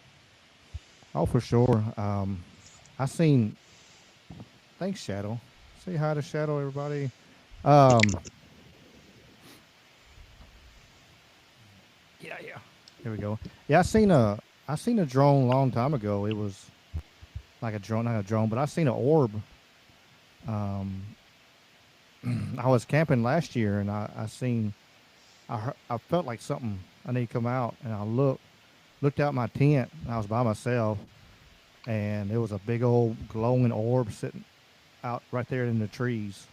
Mm. And I reached down to try to get my phone, and it it disappeared. And I'm like, well, that's weird as hell. It's time to go to bed. It's time to go to bed. But when I got up the next morning, though, it was a small campsite, but there was no campers on that side. There was only three other campers there, and they were all on the opposite side of me. So where I was facing, there was nobody there. All in the Right. site, and it's the middle of nowhere in Mississippi on the Natchez Trace, where it's all woods and everything. So, um, yeah, that's interesting though. They kept coming back like that. Um, I did on what we were talking before you started. Let me tell this right. I sent this to a few people, and you're talking about Dave. You're talking about CRISPR and everything. OpenAI CEO Sam Walton and his husband are funding the creation of genetically engineered babies by merging AI with CRISPR. They aim to fix humans while offshoring, but they're testing offshore because that way they won't get in trouble over here. Actually testing on actual embryos and stuff. So they're going to be making some GMO children pretty soon. Nothing to worry about. Nothing to worry about. Everything's fine, bro. Just like all the rest of the technology, they've been doing it. Like their way, you know what I mean? Like they just tell us about it later. Yeah. It's Yep. one of them things. It's like they're doing it. Kind of out in the open now, but if they, I don't know, if they start making babies like they're talking about, kind of like the Matrix. That's what I kind of imagine. These Right. these babies and these kids when they grow up are going to be freaking monsters because they don't have. You always hear about a mother's love, and before they can hear his heartbeat, what they're eating, they'll pick up the habits of lighting that kind of food, whatever they're eating, Yeah. and all that kind of thing, all that nurturing love that they get, that energy, won't have that because they'll be in a cold embryo sitting in a little It's cell. the And so we're turning around and taking all that humanity out of these things, all these people, and these children are just going to be freaking monsters with no, you know, maybe, I don't know, possibly no soul what's even the too. book by Lois Lowry? The Giver. I think we talked about it before. The Giver. What's his name? Jonas. But the kids were raised like that. There was no love. There was no warmth. Everything was arranged. Another example is Brave New World. They controlled every aspect of reproduction. If you remember what those weird ass well, they were in Georgia, the Georgia Guidestones. They're gone now, but they said we will guide reproduction wisely. It's eugenics. It's been the obsession of elites for a long fucking time. They're obsessed with bloodlines. They're obsessed with you know what I mean? Everything about being able to, they're obsessed with all that. Everything from bloodlines to CRISPR technology and modifying and genetically mutating things and creating hybrids, all of it. But guide reproduction wisely is eugenics. So, I've said it before. The author of that book, Huxley, if you look at his daddy, he was a famous eugenicist, and then his son, Aldous, writes this book, Brave New World, where he talks about how the kids are going to be raised in these fucking warehouses, numbers on them, like for their life purpose. All the workers are here, and all the fucking thinkers are here, and all the reproducers are here, and there's pedophilic elements to it in the book. And his daddy, like I said, was this famous eugenicist. So his brother also was famous. He was the first president of the United Nations Education, Science, Culture Organization, UNESCO. So that's a big bunch of fun too. So this is a very deep rabbit hole, but these people are fucking obsessed with all this shit. Yeah, Julian created UNESCO in the chat right there. Boom, look. Yes, yes. So the whole family is, I don't know, real nasty, and this is their dream though, and we're watching it come to life now. This is what Brave they've new been world. writing about. This is what they've been working towards. So it's here, and it's just like quietly being rolled out, and like, you know, who knows who Nick Fuentes is? This, oh fuck, we're like, Oh my goodness, here we squarely. go. There you go, Dave. Check this out. Look on the screen. Oh, you got a beautiful copy. That's a sweet looking copy. Dang, that's sharp, man. Mine, oh, that's a good looking. So whether you like Fuentes or not, and this is not going to be political, but he pointed this out, and I want to just say it about, like, for people who are conservative, or for people who, I don't know, some people like really hate what's going on right now. We call those people liberals. Some people are like okay with most of what's going on, and there's the conservatives. But Fuentes pointed out, like, if there's a downside to some things, it's that, like, we're kind of being lulled to sleep. We kind of like have this false sense of victory going on. And you know, we're in like big trouble. Like, we've been in big like country ending, not working out kind of trouble for a while now. And so, like, I hope we don't like underestimate the trouble we're in and stuff, because they're gonna make babies in incubators just like out of Brave New World, and they've got technology that we can never dream of, and they could be faking all sorts of things and manipulating and lying about our history, and I think they are lying about current events. We believe they are. I mean, how fucked we are, I don't know. We don't have the Epstein files yet, and that whole thing could be a fucking big psyop. It could be a huge fucking psyop. Like, it could be just like this huge thing that we're meant to obsess over. Just, it's another consciousness trap, perhaps. Or at least it will serve as such. Even if it's real, it doesn't really matter, because it's a whole culture around each of these items, and we can never know the truth about any of it. Not truly. Yeah, I mean, So, absolutely. spinning wheels, man. Absolutely. You know, we turn around and you got, with, you know, I said I popped up on there. I made a little short, you know, I want to put it on my channel the other day. We was talking about that. It was like, you know, now that the government's back open, they needed something new to talk about and put it all in front of everybody. So that's our new thing right now. But yeah, all this technology, all this stuff, and you remember that everything's 25, 30 years behind. So what we see, God knows what the hell they got sitting there. I don't know why I can't hear myself talk through my mic on my headphone, but at least y'all can hear me good. Oh yeah. So that's all matters. Yep, you're all set. Take one ear slightly off, and it'll orient you better. You'll feel better. You won't feel. That's how I used to do it all the time, but it's I don't know. It's pissing me off, but it'll be okay. It will be okay, as long as the show is going on. When it came out, y'all read that book when it came out. Holy shit, that's awesome. How long I ago saw was that? somebody Are said you also. Are you guys dating yourself? They might be dating themselves there. You know, I also like Wally, the movie Wally. You hear like people talk about Wally too. You know, of the technology and everything. But that Giver movie that shit was wild. When we talked about it and why I watched it, it's a movie. I've never seen it's the a movie book. version. There's a book. Yeah, I read the book, but I didn't know there was a movie. I need to watch the movie. Oh shit. I'm asleep on a lot of shit. I need to write that down. What's going on a notepad? I found it on Tubi. I watched it for free on Tubi, I think. I got Tubi, bet. I think it was Tubi. I watched it up for free. I put it in. Tubi, bro. You know I got Tubi, bro. Come on. It's free. That's fire. I'm trying to keep up on this chat. It's fire. It's jumping, man. The chat's fire. The chat is rumbling. Rumble is kicking. YouTube's keeping up. Man, my boy Grizz in the house. House. Oh yeah. So yeah, Rumble's hot. YouTube is catching though. YouTube's like kind of catching up though. Yeah. Now we got Oh What's yeah, up, YouTube's Nos? definitely catching up. I Anyway, guess that's how you say it. I don't even know how to say the first part. I'll say tech. I don't want to hack it. I want to hack it to hell. I'm going to say tech.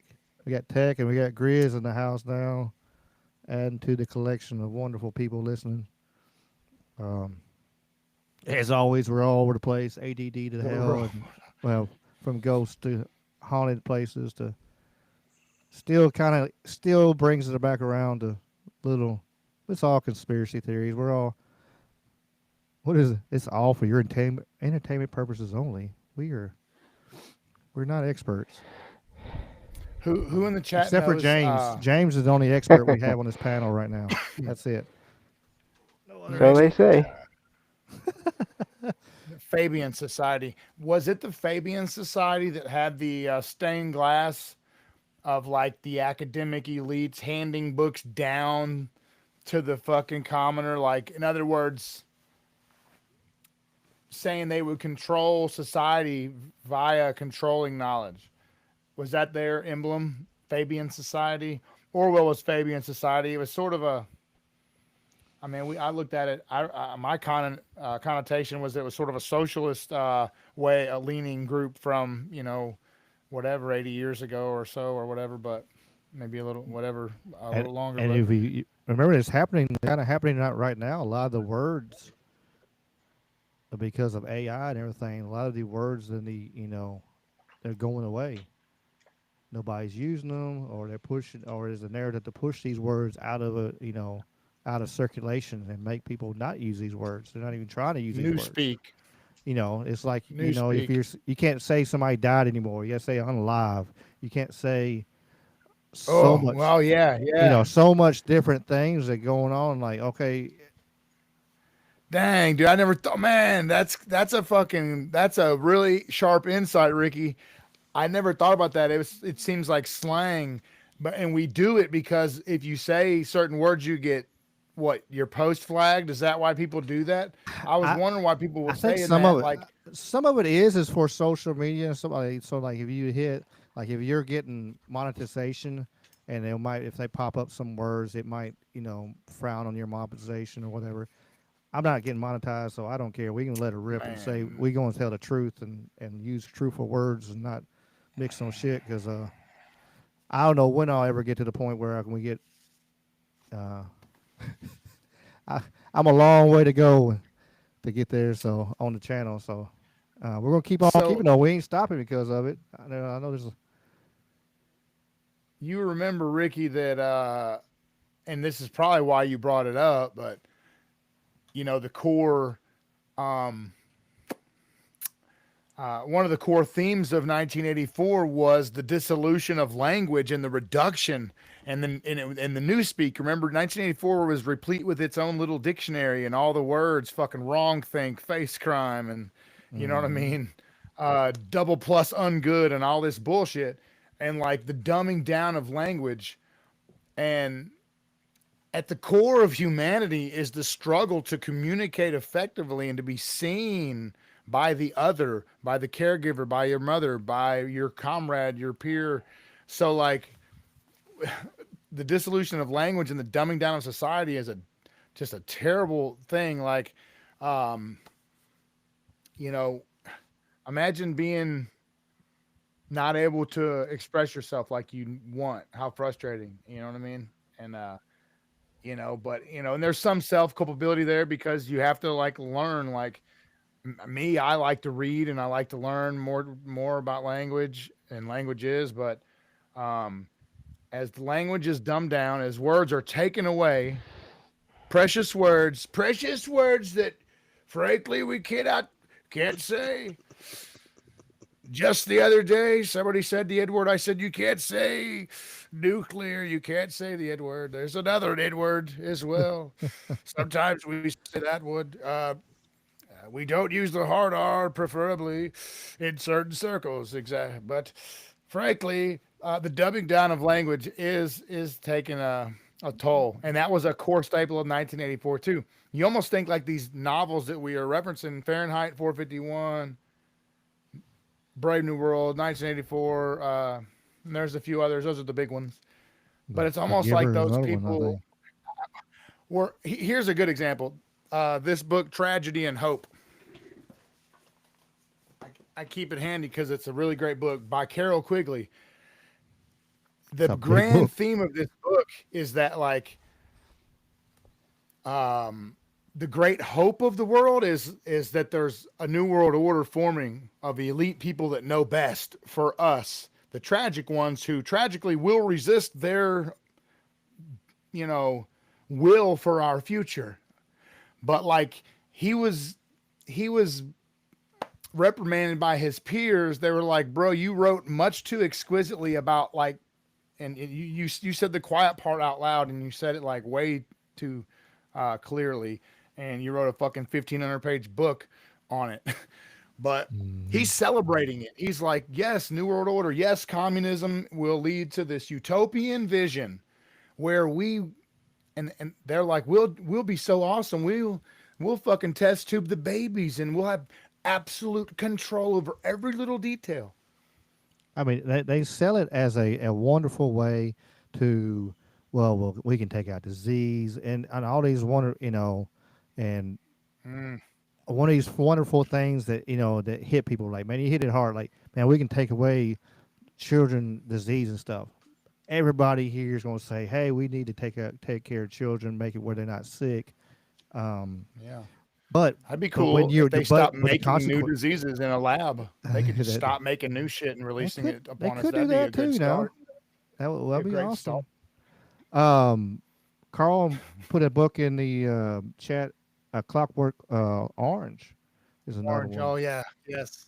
He's Dave's That's got it. his And that's a good Dave's movie and too.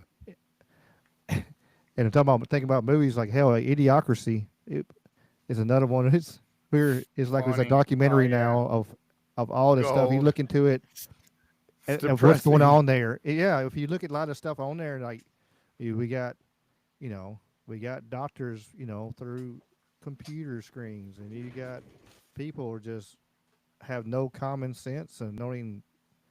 And we even have the children having trouble even putting blocks in holes and stuff like that. We have that now. It's wild. What's up? They're Don't tread idiots. on bean coffee. Y'all check out y'all go buy you a bag if you like some coffee. Get you some good. Don't tread on bean. My All right, parents, Ricky. I bought them some. Hell yeah. Well, this has been fun, boys and girls. I will tell you one thing that I wanted to bring up that I didn't get a chance to, so I'm going to bring it up now. All right, let her rip. I was looking up different cryptids in Tennessee, right? And I came across the knot deer. Oh yeah. Cryptid seen in all through Appalachia, whose appearance is easily as described as a deer, but only at first glance. Upon further inspection, those who have encountered it reported that its proportions just weren't right, sometimes described as mostly joints or moose-like, and sometimes downright disproportionate. Other unsettling feature is the knot deer having forward-facing eyes akin to a predator. So its eyes are in front of its head instead of in the back. Yeah, it Yeah. seems kind of creepy. And the picture they use shows its horns on fire. I I'm shooting it. I don't care if it's deer season or not. Sometimes they have humanoid features in their face too. I've heard. Yeah. Um, It's amazing how many cryptids. Like if you go look it up, like how many cryptids are each state. Like you can go through right, right. every Each state's state. got their stories. Yeah, they got like 10, 15 Yeah. different cryptids in every state. Fun. Yes. Well, cousins, I love y'all. I will see y'all next Wednesday night, man. Wit and Wills, a book on Amazon, supports Whitney Lavender and her journey. We'd appreciate it. Um, Yeah, next week is the next roast. weekend is a birthday party, stand-up comedy, open mic night. We'll figure out how to set these computers up so y'all can join the madness. Mine will be easy to set up. I think I got it figured out. Yeah, yours But already set up. I got mine pretty. I haven't hooked up. I got to hook my camera on this other laptop. I haven't done that, so make sure all that's upload it and Yeah, stuff. I So think we'll be good to go, man. But we'll yeah, screen it. man, we'll have some fun next weekend, Ricky. Dave, go work and make money or bro, do whatever it is you got to bro, do. bro. I I have weird pants on that don't match my shirt. I was getting some books. I was gonna show off my collection. I didn't want people to see my weird pants. It's like a COVID pant thing or whatever. I love you, bro. And them And Zoom calls, like this, you just got pajama pants yeah, or shorts, or hey, just in his boxers, hell, that's what we're and a dealing with. suit and a tie jacket. Like Uh, I look professional. see you soon, bro. Well, I'll catch y'all next weekend, man. Peace in the Middle East. All right, brother. As always, we're gonna keep on keeping on. Don't go nowhere. We still got more stories from me and James and Dave and one of y'all want to pop up here and say hi. There's the Clockwork Orange. Oh, that's one's been around a while. Uh, Fair is fair. This is my wife's copy. I've only ever seen the movie. Never read the Okay. book. Wifey read the book and probably saw the movie. She's OG as fuck. Big Kubrick fan. Of course, our boy Hunter S. Thompson. This book was cool early on in my life. 9/11, Descent into Tyranny, Alex Jones. It covers the Oklahoma City. Did you guys know that there's a book called The Last Jihad that the governor of Oklahoma's brother wrote, and it was produced and released about a year before Oklahoma City bombing occurred? And in that book, guess this, there was a guy that wanted to blow up a federal building in the book. That was the plot. And his name was Tom McVeigh. So fact check that. The Last Jihad. I want to get a copy of that. I don't have that yet. I do have a copy of that book that mentions Wuhan 400, the disease. It's an old, what was the author's name? I got the book somewhere, but I hated even buying it. Just, it felt gross, but I wanted to collect it. It's good. 1984, 1984. The Controllers by Ed Whitney is a really good reference book on just all this stuff. It's got a really great index, bibliography. The Controllers by Ed Whitney is fire. And of course, you guys did already a lovely shout out in the chat to our boy. Rest in peace, Bill Cooper. Behold So, the pale horse. and I was going to read this out loud earlier. Let me see if I can pull it right back up. I was going to read this quick overview that I found. If I can just get right back to it right fast, that'd be great. Okay, here we go. Because I was struggling to find in this copy, and I know that I was like, am I going crazy? Bill Cooper wrote about, it's just not in this edition, it's in a previous edition, is what it sounds like, or in a separate article. But I knew I had read about Bill Cooper being threatened by his superiors in the Navy when he reported seeing a monstrous craft coming in and out of the ocean water, some unidentified craft. And they told him to shut the hell up about it or he would be in trouble.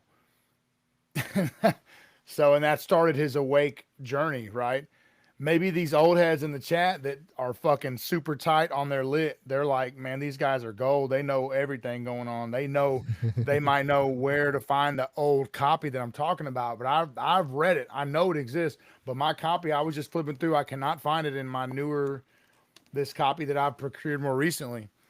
Anyway, They Bill taking Cooper. some. I think they are taking some of the stuff out of these books. They reproduce and Man, everything. oh, bro, 100%. You know it's Orwell. That's called the memory hole, baby. Mm-hmm. You live long enough to see shit start changing. You know what I mean? Not everything's the Mandela effect. Yeah, and if you can, like, buy, some can't, for situation or whatever,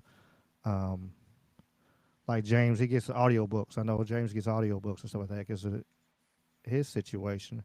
But if you can buy hardbound, actual real books and actually literal, where you can put in your hand, it'd be the thing to do because it's, at one time they're going to push it up there. And you hear about it all the time if you turn around and people have books on servers and stuff like that and they buy, Kindles and stuff. And then somebody was who was it? I'm trying to remember, but they deleted their Amazon account, and when they deleted their Amazon account, they lost all their shit on Kindle. So all the books, all the magazines, anything they had bought on there, it was all gone. So it just because you have it downloaded to your that Kindle, whatever, when you if you happen to delete the account because you're like, I don't want to buy nothing from Amazon no more, you just lost all your shit. Yeah, And it so is crazy. And yeah, audiobooks. I do miss being able to read books in print so much and having them in my hands. So, but yeah, it's audio is the best way for me now. But I would rather just read the actual books and collect the actual books. But I'm gonna step away for a second. I'll be right back. no problem, James. Yeah, Karen, maybe that is a conspiracy. She got a good Kindle Fire is burning books. Maybe, this especially who it is with that evil fucking Amazon that I still buy shit from. But Well, it too poor to stand on principle. Sometimes, man, you gotta go sometimes with seems what's like one of them things convenient. like, hey, I gotta do like I buy stuff, and Walmart. but I mean it's one of them Yeah. things like some of it like man, how you gonna get away from it? Like Google has so much, like we know how evil a lot of Yep. stuff with Google, but Yep. and What can you do? Microsoft and Amazon, but and Apple, Yeah, but all your look at your computers, Chrome browser tab. yeah, your It's I three had to use sixes, right? yeah I had to use Chrome because of this software I'm using. I gotta Every use time I click on it, I'm like, "Fuck you, devil 666. Fuck you." I hate clicking on it. yeah my brother fusses like he was saying something to me about it like you're using Chrome. I'm like I was like because I got to. Is either that or Microsoft Edge for me to use my software, and I'm like, there's nothing else I can do, and there's no other program that does what I want to do, and for the price and everything that I pay. Um, so it is what it is. It's one of them things. Got to do what you got to do. If I get away with it, I'd run Linux on everything and get away from all of it. But um, that's not always able to do that thing. So, but it's still good to get the information out and keep on spreading as much knowledge as we can.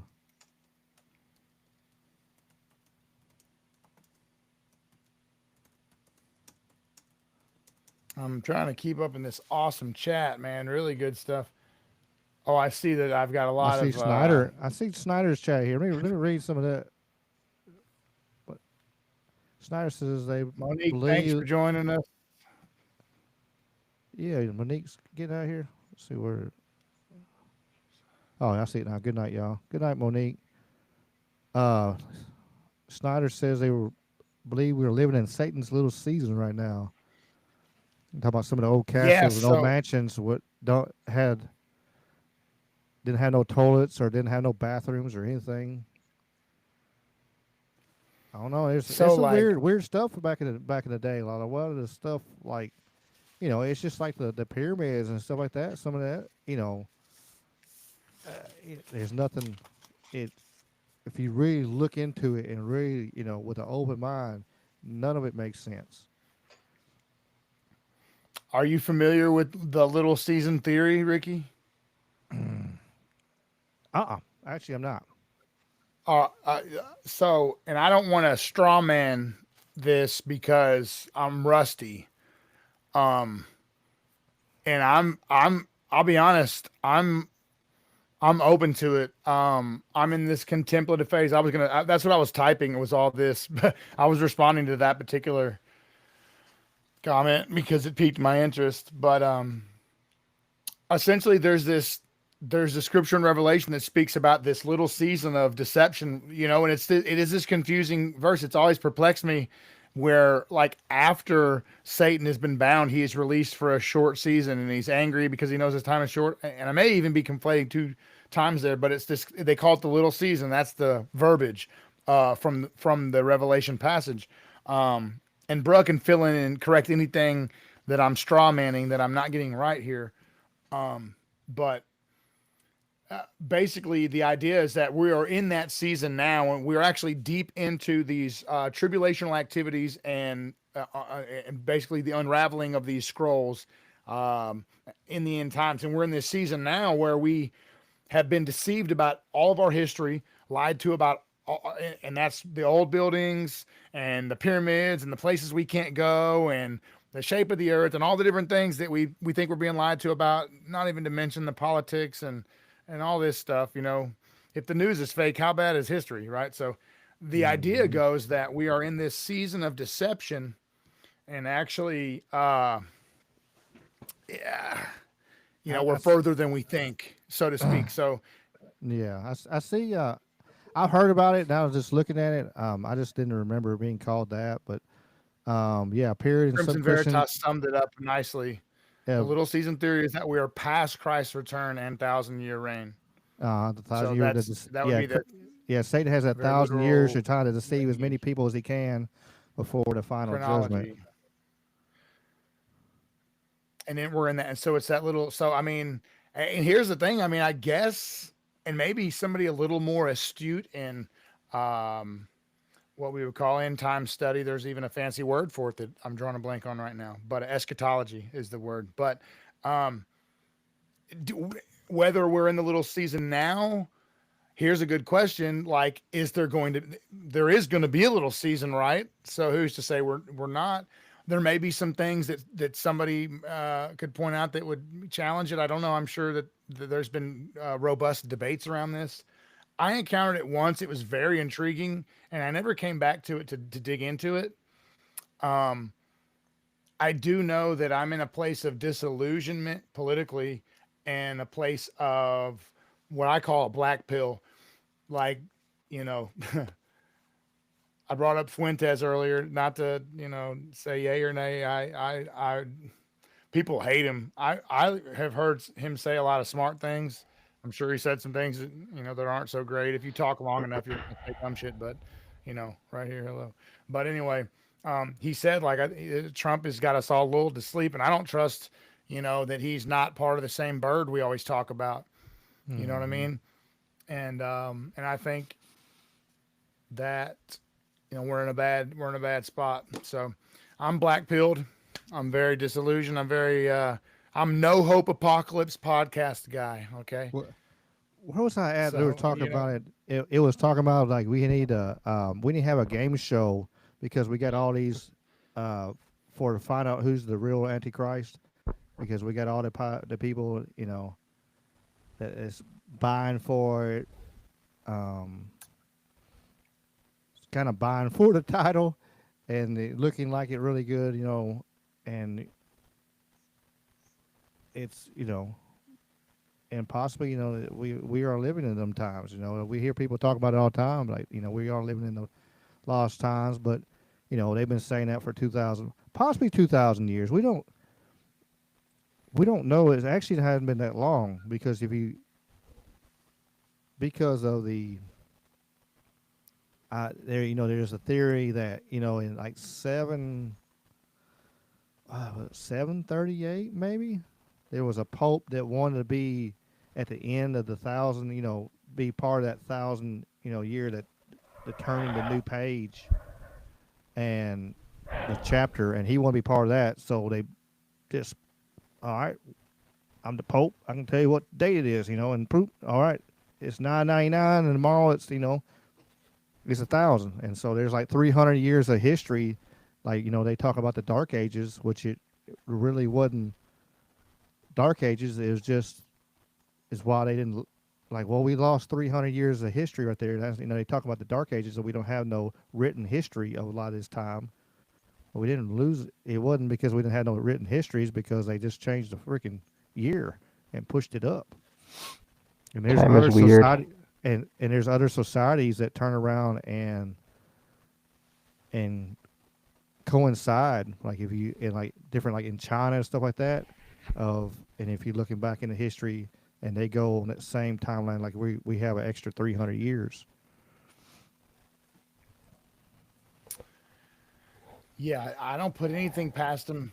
I hate to use them so much, but I think we all agree there's a them. There's always been a them. There will always probably be a they, them.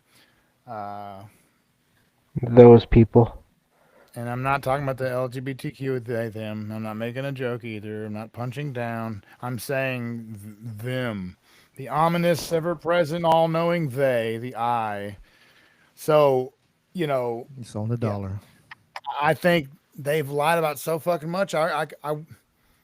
You know, the time we use, you know, all of it, you know, the earth, where the place we live, like all that, we could be given this, you know, this packaged propaganda. It can be very, I mean, they there could even be no changed it. end to the fucking lies. So I'm open to all of it, and I don't know anything. That's what I know is that I don't know anything, and so And we question everything. losing the dogma to some degree.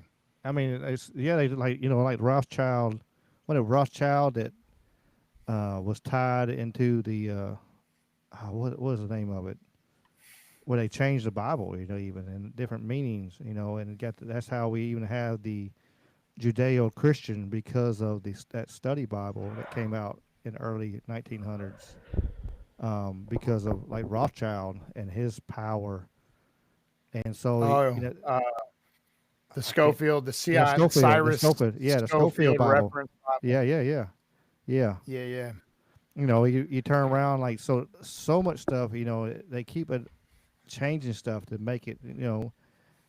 And as always, the victors are the ones that write history, and it's never been the ones that And it's been pretty interesting, like because we even seen that in ancient Egypt. There's stories of like they when it gets the Hittites, and actually the Hittites whooped their ass and sent them back down when they came up there, and but the Egyptians had different stories for it. But then when the Hittites actually uncovered some Hittites, some of their talking about that same battle, it was on the other side. Of course, it was a completely different narrative, and talking about how they defeated the Egypt and sent them back across the river, and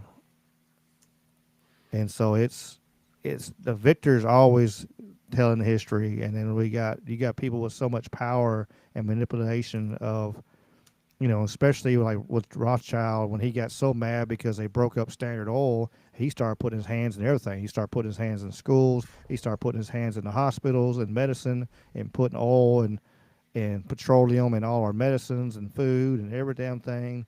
And then he turned around, and that was another one of the things he put his hand in was the Schofield Bible. And they keep on finding things all around the world that make everyone question things, but then you don't hear about them for a while, usually. Absolutely. Or they do things like Göbekli Tepe. We don't want to excavate it too quick. We don't have the technology. Yeah. Though they know that right there, because there's so many theories right now, like on Göbekli Tepe, that they could probably unlock a lot of the history, that possibly right there at Göbekli Tepe is actually where, after the Great Flood, where the people came and actually, and want to say, hey, here's all the animals, there's all this stuff. Yeah, Can you came. imagine the residual energy there? I'm sorry, I didn't realize you were gonna say more. No, you're But good. just the residual energy in places like that. I mean, I've heard of ghost stories and things like that attached to the pyramids and stuff in Egypt. Can you imagine in some of those underground stone cities? I mean, different stones we know can hold different kinds of energy and frequencies and all that. Can you imagine staying in one of those underground cities for, I don't know, a night or two and like just recording and seeing what you pick up as far Oh, as energy readings and or EVPs, or because I think that whole thing is real too. To some, I mean, I don't know what we're picking up, but I think there's something that happens where we pick up things. y- Um, yeah, yeah. and I picked up a EVP the other night. yeah, Gosh, so I think here that's a into my damn house. yeah. I had a EVP. I mean, we can talk about this in a minute, but I had an EVP say that they were looking for the one named James once. Mm. I I had a haven't story said about that. the one So I recorded. I I shared it. Could you tell what that said? No, but I haven't had a chance to listen to it with headphones yet. And I was going to tonight and I forgot. Because I can't place it what it says and everything. But this is the second time I've actually recorded an EVP recording my podcast and stuff like that. So I picked it up again and I'm like sitting here and I'm like, okay, I'm good. So there's something in this damn place. One of these masks or this China stuff that it got from Okinawa. My grandparents got back in the 70s. Maybe it. Maybe this damn buffet that I found on the side of the road. One of these damn things has got something attached to it because, or something came on along with me, or I don't know. Maybe it's part of that light energy that I was talking about earlier, and that the essence I got, and I pull stuff along with me. I don't know. It's You got some weird masks, bro. I do have some weird masks. If it's anything, it's this big summer gun right here. If anything is damn on it, is that one right there. I guarantee that one. I mean, Oh, I but mean, those are some cool artifacts. But um, what do you think the oldest one you got is? And I what's think the that craziest place one comes from, you think? that I think the big one, the big wooden one right behind my head, I think is the oldest. But some of these other ones and stuff, maybe the ones with the little chains and stuff, maybe they're Yeah. they're from Ghana. A Made lot from of them are one from piece. Ghana. Some are from Jamaica, and they're not that old. But that one in the middle for sure has some age. Hoodoo voodoo. Yeah. So I don't know. I you need to Uh, if my computer you have wasn't to acting do up, I would play it. testing. But if I might try it in a second. We'll try to play my EVP in a second. If I can tell you my story real quick if you want to, and we can go from there. You can have time to, Yeah, if you want. my computer started getting warm, so I put another fan against it, so maybe it cooled it off enough, and so maybe in a little bit it'll get. I got a mini PC, and I'm trying to make a mini PC do more than I really need to, but I'm gonna have to spend the money and get a full deck PC and get basically a gaming Yeah, computer to do what um. I was trying to run 3 monitors off this thing, and it sure enough got hot and cut off. So I got it where it yeah, stops cutting off 99% of the time, but right now she's not happy. But go ahead, yeah, James. Let her rip. Tell your story. Maybe this thing will get cooled off.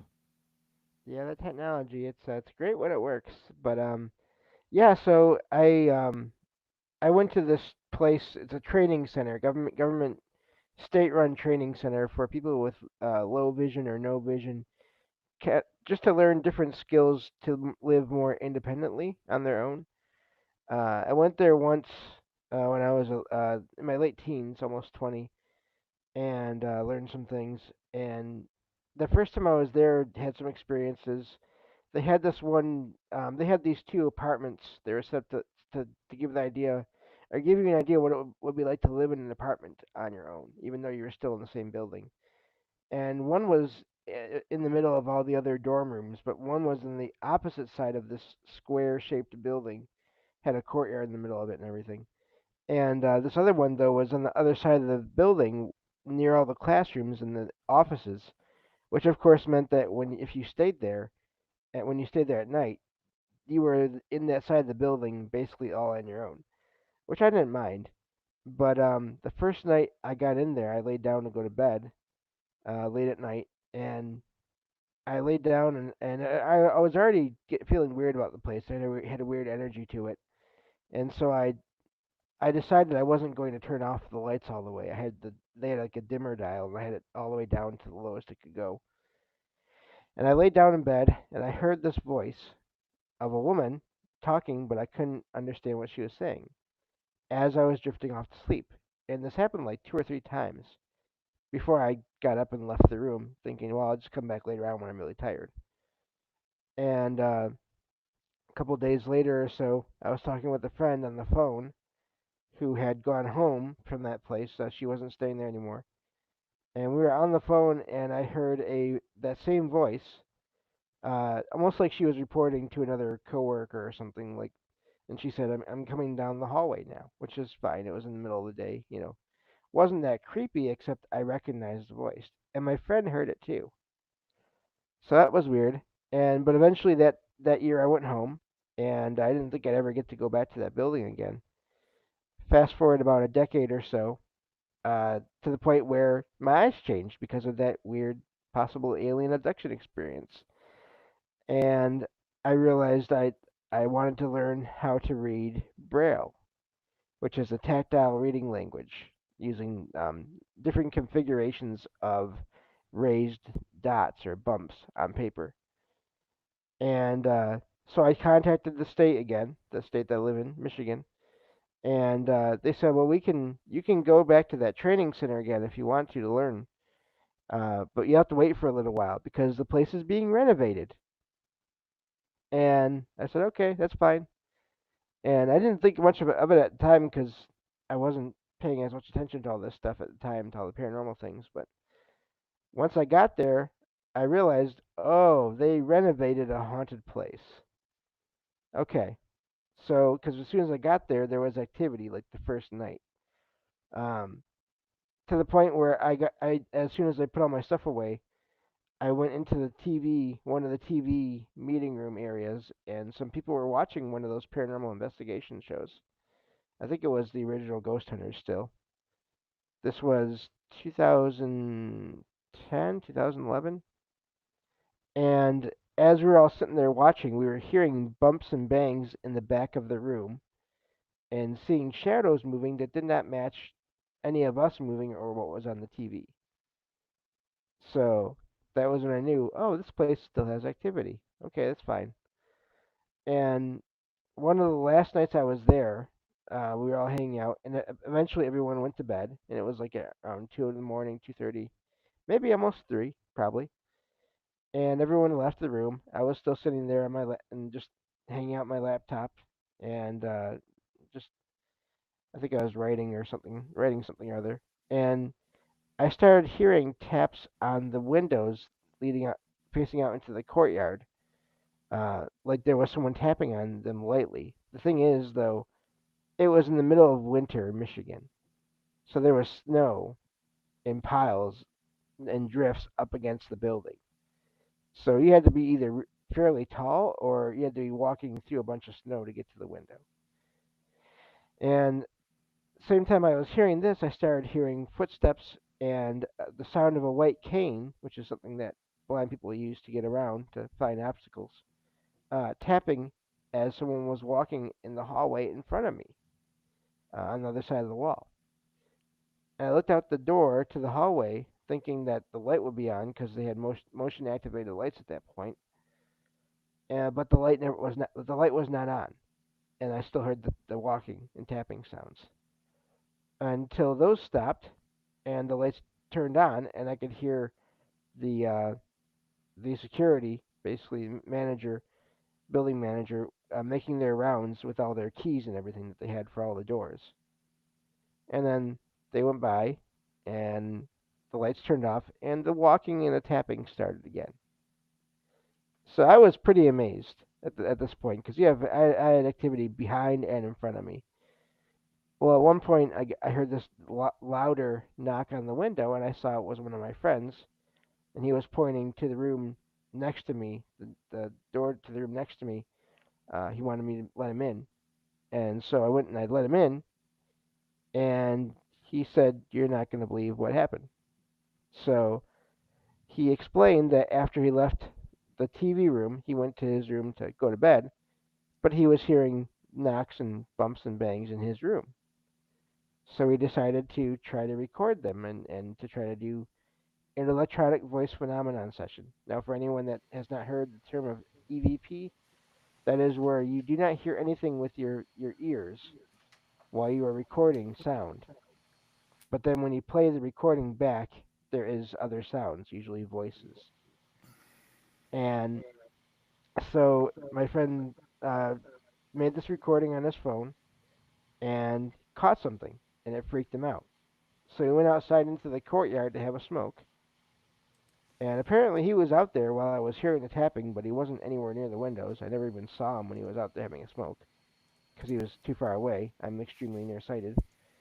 And he went back inside and he met a friend in the hallway on his way over to talk to me, tried to play the recording for our friend, and it would not play on his phone. He could not get it to play for our friend.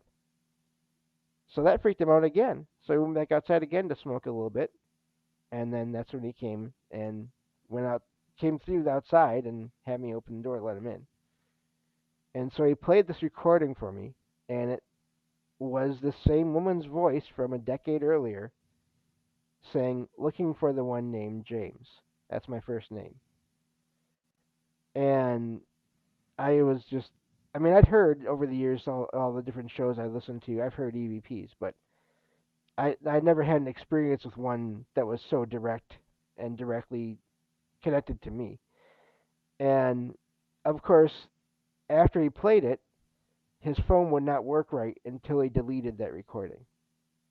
And we didn't know enough about technology to try to transfer it or anything like that anyway to anything else. But yeah, so I had a EVP that I heard with my own ears mention my name, and it was the same voice I had heard on 2 previous occasions in the same building. That's pretty wild. Things that make you like, I don't maybe that. Why did they want me? Exactly. Why are they looking for me? Because I'm sensitive. I mean, I know I'm sensitive to these things somewhat, so I don't know. They are. I do believe they are attracted to the ones that can see them. Everything. It's, um, it's like I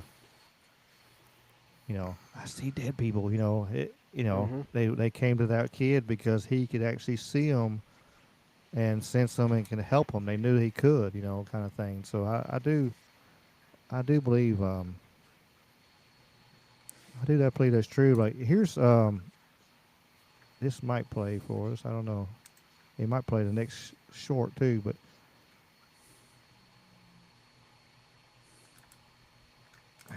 come on, computer, you can do it. Uh-oh. I believe in you, computer. If I disappear, y'all know what happened.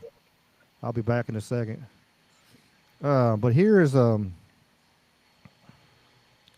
all this says is hey, but like this mic here is super sensitive, so it had to be when you hear it, it has to be right there beside me. Let me turn it all the way up. So the thing has to be right beside me when it hits it. So if y'all want to go back and listen to it, it's on my channel. Way early short. It's one of the first few. Recording and editing. Listen, you tell me. They haunt the castle. Hey. Crazy. Gang of kids over here. I just realized I'm playing through the damn TV. Come on. Elements. She may haunt the castle. Hey. Does that sound like me? Wow. Recording and editing. Let me play it one more time. Listen, you tell me. My computer's froze anyway. The castle. Hey. Crazy. Gang of kids over here killing old battlements. She may haunt the castle. Hey. Does that sound like me? I mean, it didn't make sense. Like, I'm over here. Why would I say that? Why would I say hey in that moment? Like, but it's like softer. But this thing is, oh, here we go. I don't know. It's like I said, I've had a few of the weird, crazy things happen. If I get my computer, I'll play my new one. I don't know what it says. I have no idea. That one that was clear as a bell. Like it's no doubt what it said. I had one show I was doing with my when she's able to be there. My co-host Jen, the Arcane Observer, has her own channel and everything, but she's done some shows with me, And we had this one time. I was talking about one of my experiences, and apparently, all of a sudden, my sound cut out. Like no one could hear anything I was saying, and it cut out, and then it came back on its own at some point, and the cutoff and the cutoff and the return were so good that there was no clipping off of any words. It was just like, for some reason, something about what I was talking about, someone didn't want anyone to hear it at that moment, and once I stopped talking about it, the sound came back and everyone could hear me okay. And all you hear on my recording is just silence for like a minute or so. And I left it in there. I left it because I can't edit. That's a visual thing. That's not going to happen. But I shared it because as one of my regular shows at some point because it was just so weird how that happened. I don't know. I bet. Yeah, I took that out. I wish I left it in, but I did get it. Did get that one. The one I got I think I left it in. I don't think I cut it out. Um, I haven't reposted it yet. I don't think I took it out. I cut other stuff out, um, but I haven't posted it yet. So it's a video on the Nunahini. It's the Cherokee. Um, I did a short, and I had some comments on the short. They come out like, I want to do a full video. You need to do more, go in depth more. I'm like, all right. So I did some more on the Nunahee. They're kind of like the Cherokee little folk. They would actually come out and help them fight battles. There's stories of them, kind of taking people to their area and letting them come back home. And then sometimes they're like, hey, they can stay there a long time and they don't really age. So it's like, sometimes they don't want to come back. They'll come back and go, all right, this is the last time I'm going to be here. And then they disappear and they go off into the woods. There was one story where they turn around and a young boy was fishing and he's seen an older guy was like, hey, come, hey, come here, come to my house, whatever. I got food. And so he showed up down the river at this house he's seen, and he turned around and they went in there and they had a grand like food buffet type thing, people playing games, and actually one of the people from his tribe was there, and so he felt comfortable. He's like, okay, cool, if he's here then it's good. And so he stayed there overnight, and the next morning they like, okay, you got to go home now. And so they let him out the front and he went home, and the people from his village was freaking out like, hey, we looked for you all night. And he's like, well, I was here at this house right here. And they turn around and he's like, well, I just asked, I can't think of his name, but ask such and such. He see me, and he's like, no, I've been looking for you all night long too. I've been right there with everybody else.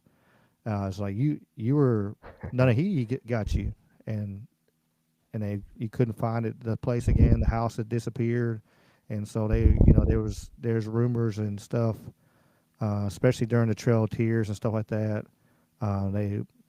They took a lot of the Cherokee and hid them up in the mountains and stuff like that. But you can hear their sounds. They like to dance. They like the music, and you can hear their sounds in the mountains, up in the Appalachian Mountains and stuff. So it's pretty neat. It should come out.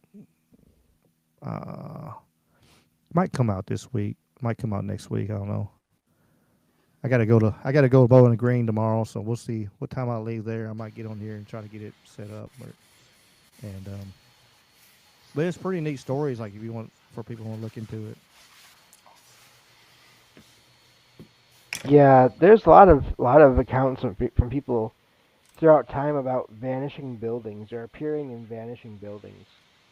That's a fairly common thing as far as like major experiences where you're not just talking about a person that appeared and vanished. You're talking about multiple people and or just a place basically that is there and then Yeah, not whole there. house.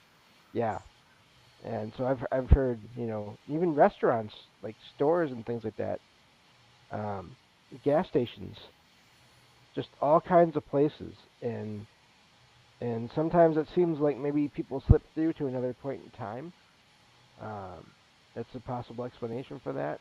And other times it does seem like there's no one there. It seems like it's just an apparition in a way of a location.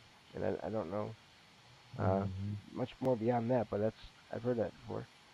I mean, now that the scientists have actually kind of proved that there's, multi dimensions and stuff like that with CERN and everything. So the possibilities there with that you could turn around and maybe that's what it is. Some of these places there's thin right there and you can bounce through the different dimensions. So you actually pull people through because you hear about them stories about the little folk and stuff like that through all cultures and stuff. All the way to Hawaii, they have. There's so much stuff in my head, and sometimes it's hard to pull out. But I know there's stories in Hawaii, even to like the Appalachian Mountains, and or in Europe, all kinds of absolute stories of all kinds of like basically talking about the same. Like in Ireland, you're talking about leprechauns and stuff like that. There's all kinds of little people, little folk, you know.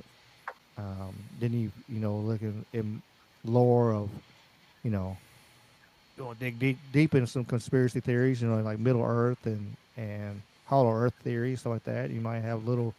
It could be that too. Um, it could be a passage where you could actually, right there is spots where you could actually get down to the Middle Earth and get down there to. Because there's all kinds of stuff they know is down there. Like there's a whole. I see now that the scientists believe, for what it's worth, that you can. There's a whole amount of water. There's more water inside the Earth than it is on the outside of the Earth. And go ahead, Dave. Yeah. I would say I could believe that. Have you ever been to the mouth of the Spring River in I guess it's Mammoth Springs or Hardy, Arkansas, or somewhere in that Arkansas Missouri border? But it's the mouth of the river, I have not. right? Well, I mean, for however many hundreds or thousands or tens of thousands or millions of years, X amount of gallons has poured out of this fucking hole. I mean, just cold water, 56 degrees year round, this water, right? The Spring River. And that's just one river that's just yonder, right? But that amount of water, the sheer amount of water, and so like it just comes out of this, it looks like a lake. It looks like a lake, but it just spills out over one low side, right? And like there's a model. They provide you a model at the park site there of what it might look like, and here's your river, and then they just show you, I'll hold up this crude rudimentary drawing, but there's your river flowing out, and that shaft is just like downward, and there's not even no telling how deep it goes. Like, where the fuck's that water come from? It's a hydrological cycle in some capacities, but there are springs of the deep for sure that are just, I mean, infinite. They're just, I mean, it makes you wonder, like like I think about that, like the Mississippi River and then Niagara, all these rivers, they has a starting point. well, Where's this yeah, water come from to start bringing that's all right. that water down, like constantly? We A don't rain that damn watershed is much. one thing. A watershed is one thing. You got the Ohio River, the Mississippi River Valley. You've got the Sierra Divide over by California, where this, depending on the side of the mountain, it either runs down to the Colorado Valley or it goes to the ocean side. And then you got a couple pieces of geographical, interest in the United States where the water will watershed. But these fucking springs that just pump out huge amounts of cold, fresh, beautiful, clean water, and they've done it for as long as I've done it my whole life. I can go there right now and it's pumping out 80,000 gallons a second. You know what I'm saying? Right now, screaming out of that hole. And it's like, where does this come from? I don't know. Nature is incredible. Maybe I'm just marveling over nature, and some scientist is like, actually, there's underground aquifers that connected. After filtering down through the ground and the sand, it goes back to these giant water tables, and then they come up through the ground via springs. So that's probably the answer. But I just think it's magical. Okay. Well, I in mean, similar water, to that. Go ahead, James. I'm sorry, water. There's so much of paranormal activity of all kinds seems to take place around Ah, waterways. that's That a is great true. segue, bro. Yeah, that's right. That's why he's the expert, Dave. That is right. Yeah, I What'd you say, mean, bro? I'm sorry, Ricky. I said that's why he's the expert. He hit them That's segues for right. us. That's right, man. Uh, Biblically, when he sent those demons into the swine and they headed straight for the water. I don't know. The water has power. If They went you straight to the water. you think about how many haunted severely great haunted places are there? Like, have you been up to Hot Springs? Yeah, love it out Hot there. But Springs that's is a Oh yeah, haunted as hell. But yeah, there's all kinds of different springs. Like there's one spot yep. that you can go over there by Lake Quachachita or whatever. How do you say that damn name? Wow, yeah, yeah. Um, it starts with a Chiquita Q. banana. Yeah, it starts with a Q. Wakita. Whatever. But there's a spot where there's three springs come out in one spot. So and they got a little place where they actually used Oh to bottle man, it and stuff like that. So there's man, so much you'll water get power there. possessed going there. Well, I mean, I'm talking. between, I mean, yeah, because there's so much energy, and then you had the mob there doing all the stuff the mob does. Oh, bro, So you have yeah. all that It was death their and little stuff. hideout. Oh yeah, yeah. They're the ones that built it. It's just like they built Vegas. They built Hot Springs because of all the springs and stuff, and had the bathhouses, and yeah. There's a hotel that Arlington, Yeah, I've stayed Arrington at the Hotel Arlington. is Yeah, monster it caught on haunted. fire once, but they saved it. Yeah. There's a I've stayed there. I've stayed there before and after the fire. you stayed at the Arrington, The Arlington, right there at the Arlington. cut. Yeah, Yeah, I've stayed yeah, at the yeah, yeah. Arlington multiple times, and in the village a lot too. I like to go to the village, but yeah, I've stayed at the Arlington. Oh, Part of it burned down, and then they refurbished it and stuff. They do that badass brunch every on the weekends anyway. oh hell no! I haven't stayed in there. It's I fire. stayed at a different hotel, like outside, like it was in Hot Springs, but I stayed at the hotel, and the lady there was, the lady there was, it's one of them. I guess again, it's one of my energies or whatever. I'm just talking, and people just talk to me and send me stuff. And she was telling me that her boyfriend worked there at the hotel at the Arlington or Arlington or whatever, and he was talking about how haunted and like the stuff he's seen. Oh And yeah. then she was telling me about she was watching a Disney show. The next thing she come out of her mouth was she watching this Disney show, and it was witches, and they had three witches were in the trying to complete the circle so they can cast a spell, and then she realized like shit, I'm looking at there, so I'm the fourth. When you were looking into the screen, you were actually the fourth witch in the circle, Ooh. so you completed the circle before they could cast a spell, A- and and I'm like. Oof. I said that with Disney, I wouldn't surprise me no bit. I mean, that kind of thing. But the power of because because I had it happen. Me and Monkey, my daughter, we sitting here one time. I'll tell this story real quick. I told it on James' show before because we were watching. Well, we were watching. We like watching ghost shows. I mean, that's one thing. And I like really freaking myself out. I like putting my surround sound with ghost shows. If you ever done that before, that's pretty. So you can hear the Yeah, shit like coming from beside you and yeah, stuff. Like you hear the little yeah, knocks and everything. So yeah. we were Give you the watching it. chilly chills. We both fell asleep. I had. You never got to see my old house, but I had two love seats on the side, and I had a double recliner here, and then the TV faced the full wall. And I'm talking with my hands for the people watching stuff. But so I was asleep in the recliner. She was asleep in the double on one of the love seats. We both seen the same entity described the same way, but we were watching this one show that I never seen before. I said, "Well, we can try this," but I think whatever that damn show, I'll have to look it up. Eli, something with Eli Roth. Is that sound ring a bell, James? Yeah, yeah. No, I've but heard of Eli. I don't pay attention to the shows as much, so I'm not the best to. But it was, I think it was something with Eli Roth. Like he was did part of it. It was some weird stuff. Like it was, I know one show. It was wild. But so I went to sleep, and all of a sudden this entity, demon looking thing, stand beside me on my recliner. So I'm all in the same room, and we turn around, and I'm like, it fucking standing there, and I'm like, what in the hell is going? And so I'm like, it's got to be a dream, and I popped out of that layer of dream, and this is one of the only few times I've had like multiple layer of dreams. I popped out, and I'm still in my living room. I'm looking around, but everything's gray. I don't realize it at first. So I'm looking around, like, okay, good. That it was a dream. I woke up. I'm good. And I'm looking around. It's like something don't feel right. There's something's wrong right here. I don't know what it is. I can't put my finger on it. And then I realized I'm still dreaming, and I was in a dream inside of a dream.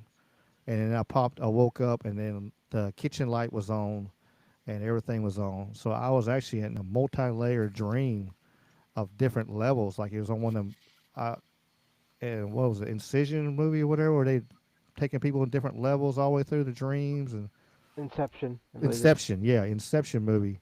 And I swear on everything. And then I turn around, I'm like, okay.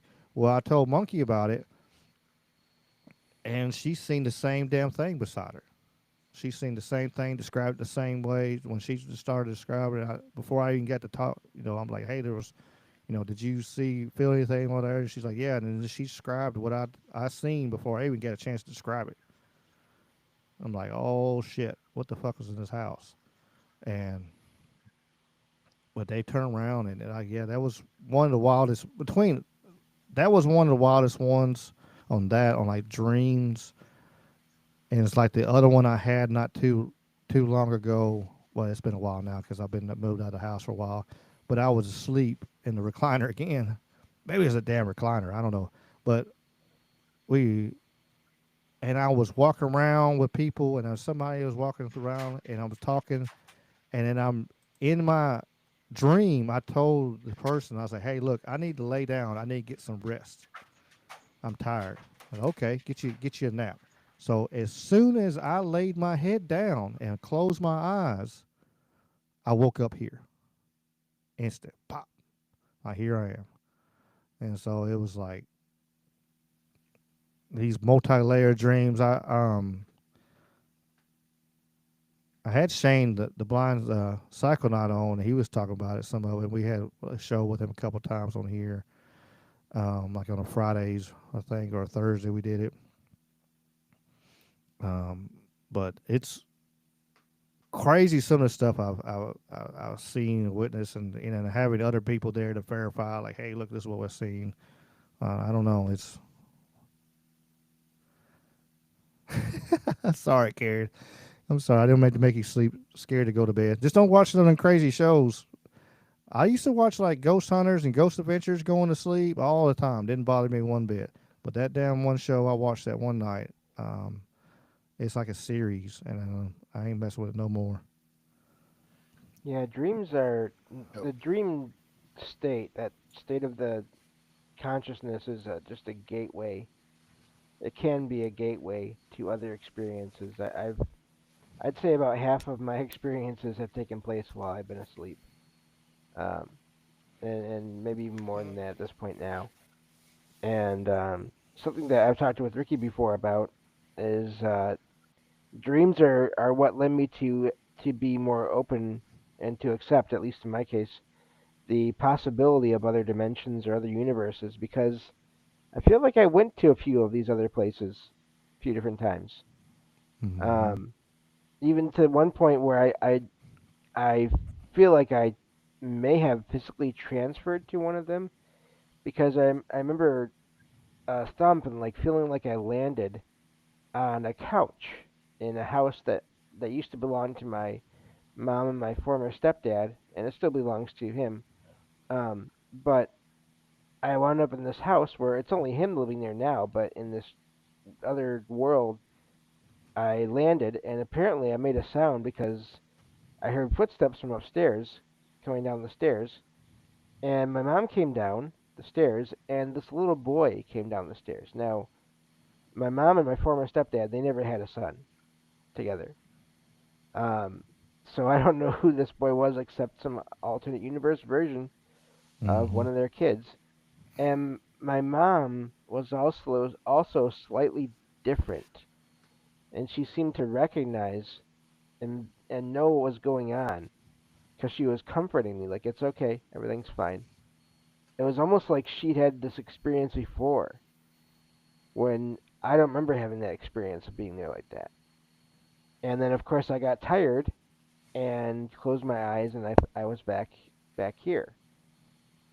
And but I've had several of those experiences where I feel like I traveled to other versions of reality where I there were people that I knew that were family members here that were slightly different there, even in some other cases where they had slightly different families. I had slightly different families. Um, Mm-hmm. people, Me you too. know, yeah, and then I had one where I had two family members acting in completely different and negative ways than they ever would here. Where I wound up in this house where again my dad and my former stepmom used to live, and my dad and my uh, brother-in-law, my sister's husband, my older sister's husband, were both there. Which he had never been in the house. Like he came along long after they were out of the house. But I wound up in this house, and my dad and my brother-in-law attacked me, like physically came at me, and I had to like flee the house.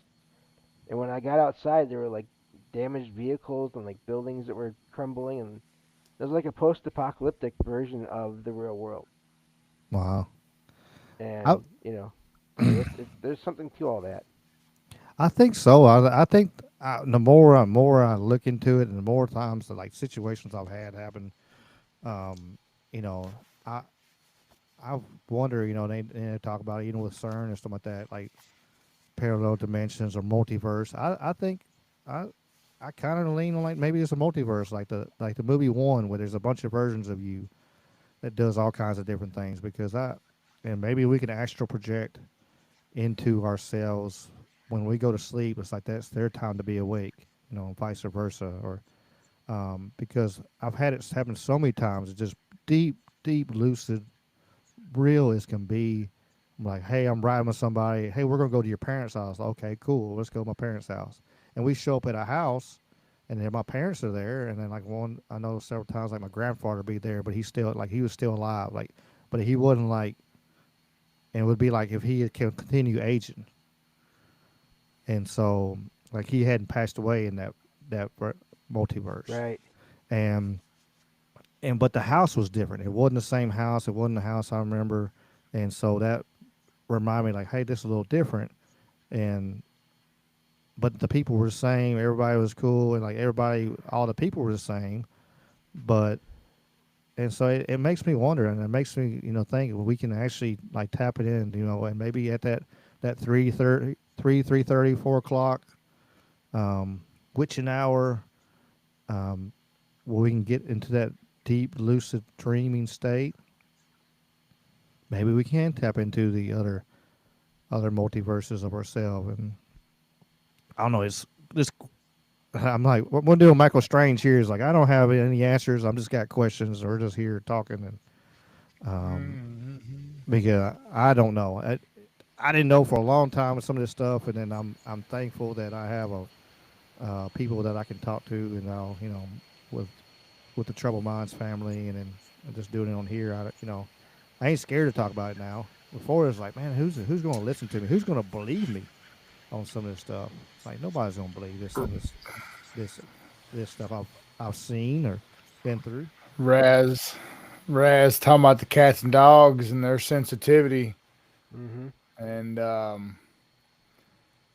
yeah, this may have been maybe the first or second weird thing that happened. Um, so was at a couple of friend of mine's houses, a couple, husband and wife, and we're hanging out. They had got in a fight that night, and there was some bad vibes, some bad energy. But his wife goes to bed, and then he goes to bed not long after that, and he's like, "Look, bro, if you want to stay, fucking just lock up. You want some food, get some food, whatever. I gotta go try to make up with my wife, bro. I'll see you later." I told him I'll probably stay, man. So he goes to bed. I get some food and lay down. Well, this let me just think orientation. The west part of his house, and there was a band room down in the bottom. Like we had a whole cool man cave thing going on. So pretty cool house. But the door to that lower level of the house had a missing bottom hinge, and it had carpet. It had 2 layers of carpet on it as well. So it was like this heavy, and when that door shut, it made this fucking fluttering with the bottom. Like it did this whole, because of the door was messed up, because of all of that. So it's very distinct. Well, I was awoken by that door, and so I investigate. I'm like, dang, my boy must be up. So I go down there, but nobody's down there. And so I tiptoe back up to the main part of the house. I'm like, what the fuck? I make sure everything's locked and everything's in order. Well, my friend and his wife are both passed the fuck out. So I'm like, whatever. I must be tripping. Well, I lay back down, and no sooner than I, really just close my eyes, that door slams with violent ferocity and just shakes and I fucking levitate off the couch. I mean, my asshole, I'm fucking, it's just in the kitchen, just beyond me. I mean, the moment I laid down, it fucking slammed, and I just, I was scared to death. Well, this is the cat element. Raz brought up the cat. They had a cat, and this is something that was almost cinematic in its symbolism, but I'm on the couch and I kind of spring up or sit up, and the cat is on the table. And, when a cat's scared, its back looks like the St. Louis Arch, and it's like standing up on all of its legs and limbs. And it was doing that and staring at me, scared to death. So that obviously you just too? You chilled heard me it to the too? fucking bone. The cat's scared too. And he's like, homie, I don't know what's going on. So he looks at me, and then he moves. And when he moves, I now have a clear visual of the top of the entertainment center on the far wall. And there was a little digital alarm clock on it, and it was 3:33. And I'll never forget. And I got up, and I turned a bunch of goddamn lights on, and I opened that door. And obviously I already knew there was nothing down there before I got down there. I knew my friends were still asleep in the other room, and they would have to have passed by me to get to that door and then come back. So there were 3 human souls in that house, and then whatever the fuck else was in there. It chilled me to the bone. It was the scariest fucking thing. Because the second one was malicious. It was malevolent. It was aggressive. It was loud and violent, and it was the moment I laid back down. It was just brief seconds later. It was a message. Yeah. So yeah, it was just scary, man. So, anyway, the cat though, bro. Oh man. I I've had it. spring up and I see this cat, and he's scared too, and I'm like, oh no, it's real.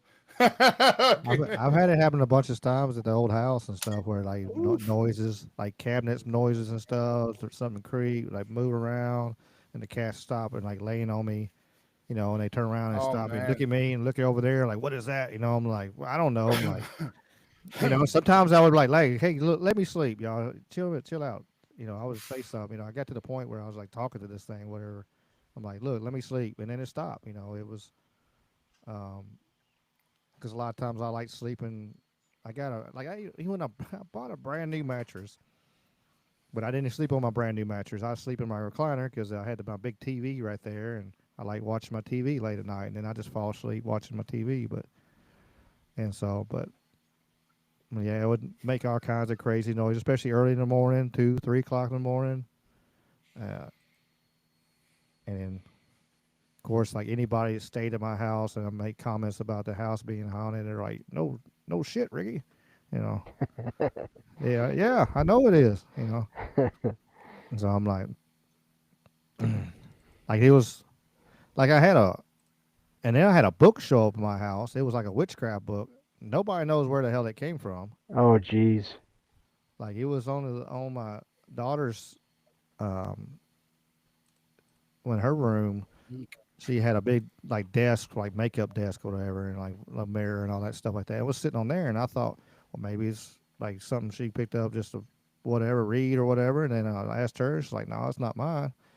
And then I asked my niece Rain, I was like, Rain, is this yours? And she was like, no, it's not mine. I'm like, where the hell did this come from? And I still to this day, I don't know. I don't even know it might be in storage. I don't know. It might got thrown away, but probably I think it got thrown away. Yeah, I wouldn't blame you. Yeah, I've been very lucky in that I've only had like a few negative experiences ever. Out of all the experiences I've had, like 4 or 5 total out of dozens of them. Um, but one of the first ones I had with my cat Logan, when I first got her, there's this one night where I went to bed, and this was when she was still a tiny kitten, like a year, or well, maybe a couple of years old, and this was it was after I got back from that training center because I wouldn't have had a cat while I had to go away. Um, but so I had her and she was getting used to the place. I had this couch bed at the time that I had up in my living room. It was like a love seat couch bed, and I would use it sometimes at night to sleep out here and still have music or podcast playing or whatever. Um, but so I fell asleep on this couch bed one night, and I had this dream that I was in my kitchen and looking in one of my kitchen cabinets or something, and I was hearing sounds of what I thought was Logan messing around, moving around in my couch bed. And so I told her to stop because she was getting loud, and I didn't want her to do anything to the bed somehow. And I told her to stop, and I kept on hearing the sounds. And I looked over to tell her to stop again, and there was two versions of her staring each other down. There was one I could tell was my cat, my white and black and brown cat, and there was an identical version of her staring back at her, and I could just tell this was something else, something sentient, and they were having a stare down. And I woke up, and Logan was sitting on the bed right next to me, looking right at me, like right at my face, like she was asking if I was okay. And I don't know what that other thing was, but I feel like Logan was protecting me from whatever it was. And the noises I heard, they were having a little throwdown or something. Wow, that's good. Animals, and spirits animals, they're protectors, and it could be like even guardian angels and stuff. I know, mom, my mom there was a dog that was in the neighborhood. Like my mom, where my parents lived, like it used to be a terrible spot where people. I've literally watched somebody pull up in front of my parents' house, roll down the window, and start launching fucking animals out the damn window, and then drive off real fast. And so we always had some kind of we so we'd have them cats running around or dogs. It was kind of floating back and forth, and like mom's got a bunch of cats now, and one dog rescue that I rescued, somebody had threw to the side of the road. They left it, poor Jasmine. They left her in a crate with the doors closed. Threw her on the side of the road middle of the summer, and we found her. I was working nights that night, and the day crew actually had found her and pulled the door off and trying to get her where she can come out, but she was so scared. And so I put her in the back of my truck and took her home. And 5 days later, she was in the house with my parents, and they love that dog. But they um, they turned around and they had she was about to leave, and she's seen this dog, like it was a golden retriever, and she's seen this dog. I'm trying to remember his name, but she's seen it, And then she's like, I need to get you some food. She didn't think nothing about it. That dog hadn't been here, had passed away a few days before that.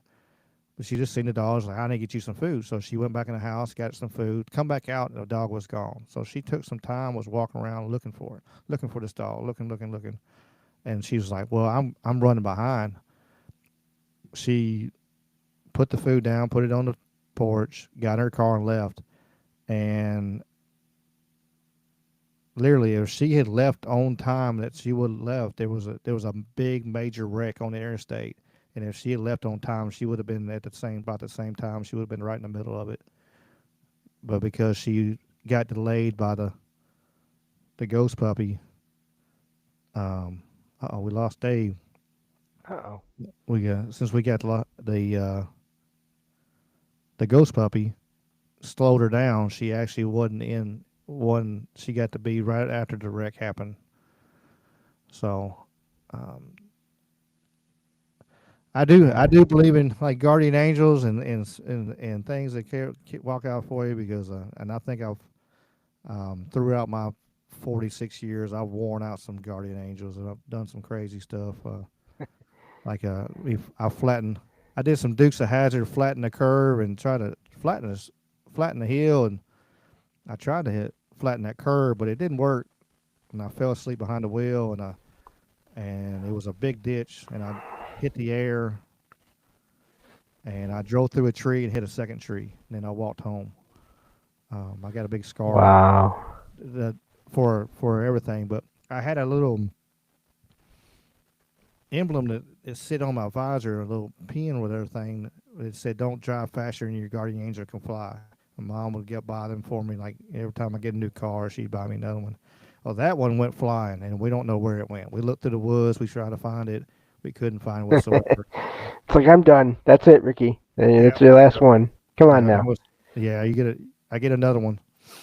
It's like so, but I completely. The whole passenger side of that car was smashed all the way to the firewall, so he couldn't go no more. If I had moved over 2 foot over and hit just a little farther to the right, it would have killed me. It would have smashed all the way into me.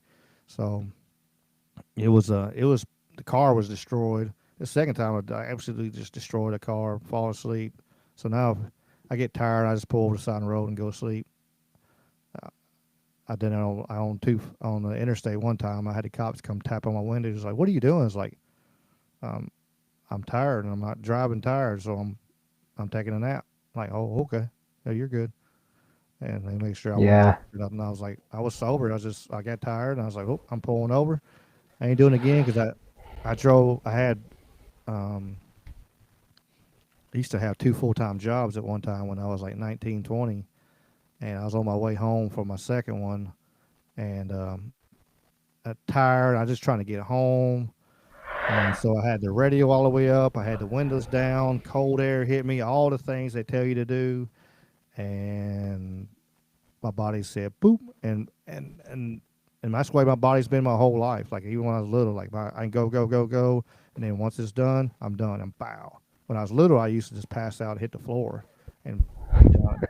My parents would come over behind me and take a blanket and throw it over me, like this is where he's sleeping tonight. Because if they pick me up, I'd be an angry little red-headed little Tasmanian devil then. So they would just let me sleep wherever I lay hit. But yeah, once I get to a point, I'm done. And I hit a big old, probably 300-year-old oak tree, and I buckled everything in that truck. But I walked away from it. I had a few scratches and a few busted lips, and I broke the steering wheel with my forearm. I broke the dash of my legs when they went up in the dash and I remember I hit so hard the radio went out, and everything on that truck was broke. Like the bed was buckled just from the impact. The roof was buckled. There was nothing good on the truck anymore. Maybe a tail light. That was it. Bumper, rear bumper, because everything else was destroyed. And but I got up and walked away, and uh, still here, still here kicking. So it's got to be somebody looking out for me. And what people say is like, there must be a reason I'm here. So uh, Yeah, that's I always wonder when it comes to people that can't always see where they're going when they're trying to get around. Are there spirits around that are looking out for them? Because nowadays you have vehicles that are driving around that unless they're going really fast, they are just silent. Mm-hmm. And I've had a few of them over the years sneak up on me here, and I don't walk as much as I used to now because of my light sensitivity. But back when I did walk more and walked around town more, um, there are times when I listened and I was looking around and there was nothing, and all of a sudden I look over and there's a car there. It's like, what the hell? There was no sound, you know. Yeah. And I wonder about that now, which is if there are forces out there that do watch out for that kind of stuff, um, because I mean, how else are you gonna you know the, how else the, is lo- everything's gonna work out? Because man, the Bible says the Lord looks out for fools and children. So, um, guess I a good don't thing we're know. fools. It's it doesn't matter how much training you go through to get around if there's a vehicle that's quiet Yeah. enough and All you have to do, electric cars are like, I don't know. All my vehicles are pretty loud. My car, my little car I got, it's it's got a little more noise. Well, it's still got a little bit, but I quieted it down a lot. But my my 12 valve Cummins diesel, that thing's awake to dead. yeah. My Dakota and my Jeep, both of them, I got a Flowmaster on it. So, um, loud pipes save lives. They really do. I've had a bunch of times where I think if I didn't have it, animals and stuff like that, especially living out in the country, they were flying around. I almost hit a deer tonight coming home. Mm, My brakes worked good. Then I had that's a stuff good in my thing. I had my back seat down, so I had stuff all the way in the very, very back, but I had my back seat down. So when I hit the brakes, all that shit from the very, very back came Oh no. flying up there and hit me my shoulder and shit. Like, damn. So what? The back seat is going back up. I don't want that no more. Well, at least it wasn't a not deer. I mean, it could have been worse. Yeah, I've hit a couple of them. I hit one and made it do the Matrix thing. I actually drove under it. I had a little small Saturn station wagon, and I clipped that deer and it flipped it, and when it threw it up in the air, the way it hit was perfect, and I just floored it and I drove out from under it, so it was flipping in the air over the car as I drove underneath it and took off, and um, then I hit one a couple of years ago in my black car. I was sitting there, even talking about. We were sitting there having a conversation. I was at this bar having a conversation after some fights, and this guy's like, "Man, there's no deer out here. There's no deer out here." I was like, "I don't know about that." And on the way home, I hit one of them son bitches, Oh jeez. and I'm like, I'd be mad at that guy. I'd be like, thanks, yeah, you buddy. jinx, damn jinx." But right around where I live now, there's deer and animal. I, if I don't see at least two animals on the way home, I think it's a crazy night. There's either a possum, armadillo, skunks, raccoons, deer, something's running out in front of me saying hi to me, waving at me. Hey, get out of the way. Coming through. Crazy. Yeah, definitely. I guess Dave, I don't know if Dave's going to try to get back on, but it is late. He might just call tonight. Yeah, you've been But going for 3 hours now, so. yeah, we've been going 3 hours, so um, I appreciate all the chat and everything. They had me laughing a second ago. They're all talking about my voice over there on the Rumble chat. I don't know what's up with my voice. I don't know. But I've been told for years I should do something like this for years, and I'm like, I didn't believe them. Like, you had the voice, you can do it. So Yeah, people say that about me too. I have a really good voice for all this. I'm like, oh, well, if you say so, because I'm just talking. I don't know. I have the voice for it, but I have the face for radio. That's or is that what they say? That's that's what I've said. I've only done to date. I've only done one video appearance. It hasn't come out yet. It's coming out next Friday. Um, but that may be my only video appearance ever, if I can help it. Yeah, So It don't bother me. It is what it is. I'm having fun, and Oh yeah. which I'm about to do. I got that I got that job doing commentating for an MMA promotion starting next year. So I actually got to Nice. go next month and do a promo video so we can it's a so they can introduce me and the other guy that's going to be doing commentary, and we can talk. I don't know what we're going to say. I'll just pop a who knows. I'll just get on there and be me, say what I'm going to say. Like next week, Jamie saying he put me on the promo picture of and I'm like, how am I going to say on this stuff here? I don't know, but it's going to be fun. You know, it's nothing. It's about new challenges and new things, and oh, there's I just seen it. I was gonna show the picture. There it is. As soon as I let me share this real quick for the people can see it. Open mic comedy for Jamie Grant's 50th birthday bash. Nice. Special guest Ricky Pike. What in the hell? So it's gonna be fun. Um, it's going to be fun there. I've never done open mic comedy before, but I can I can wing about anything. Just say whatever pops in my head and go on my way. Oh That's yeah. probably all I'll be able to do. Just say whatever pops in my head and have fun. Um, Try to channel some of them old, Bob Hope and uh,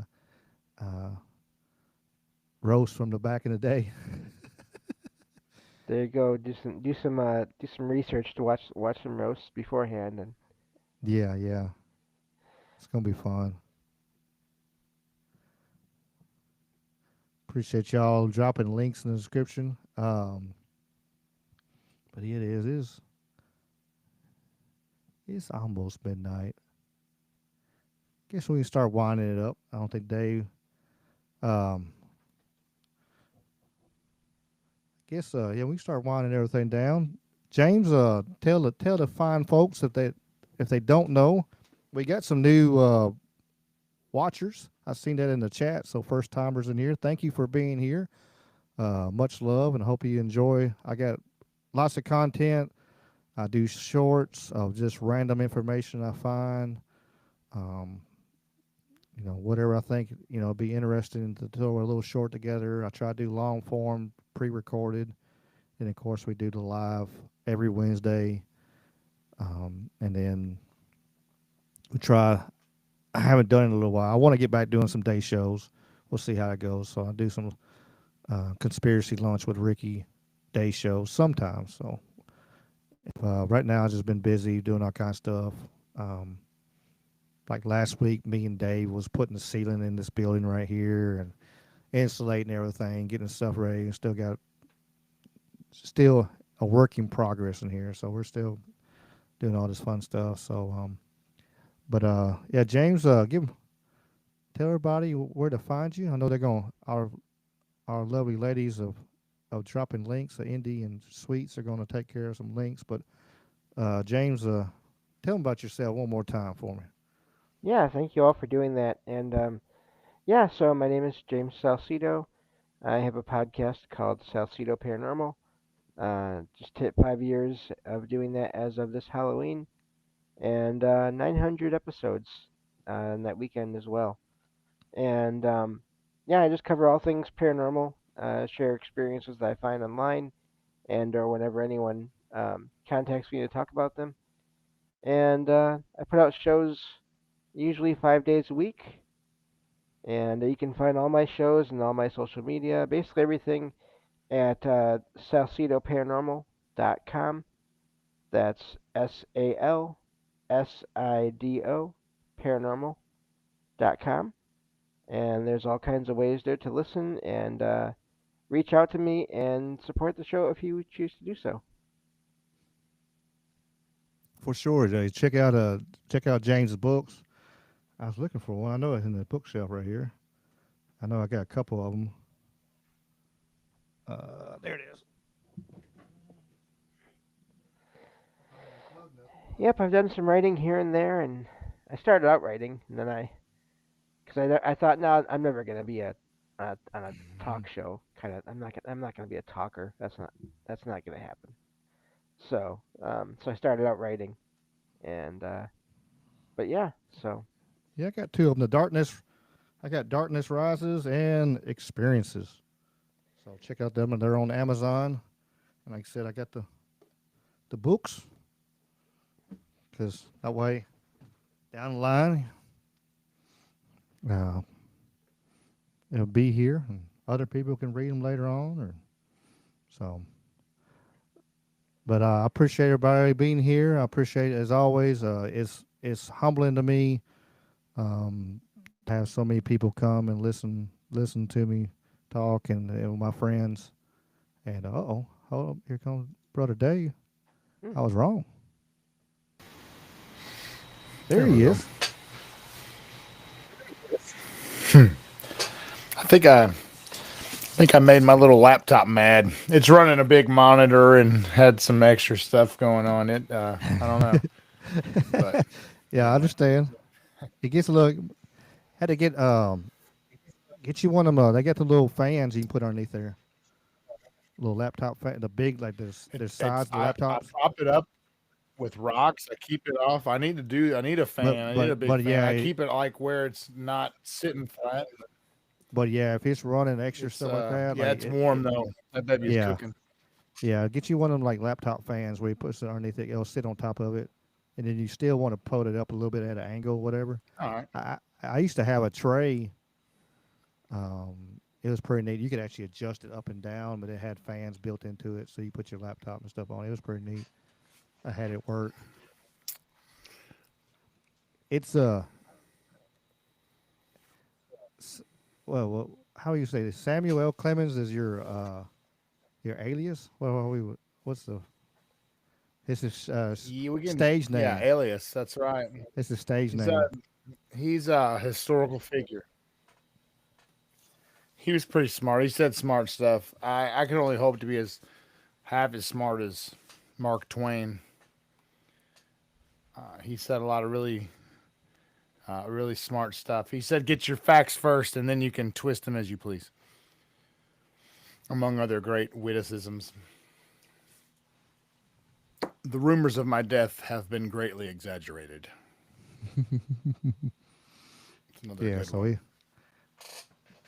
he said, figures don't lie, but liars sure do figure.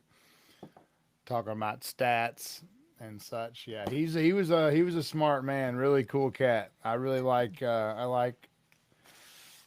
his content.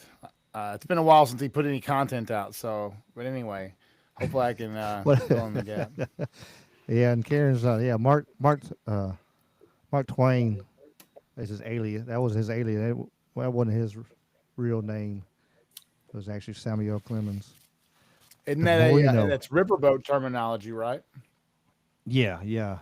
I think Mark Twain means, I believe, something about what is that? What's Twain? Does it mean notice a split, or is Twain? Twain is two, but it also means right, doesn't it?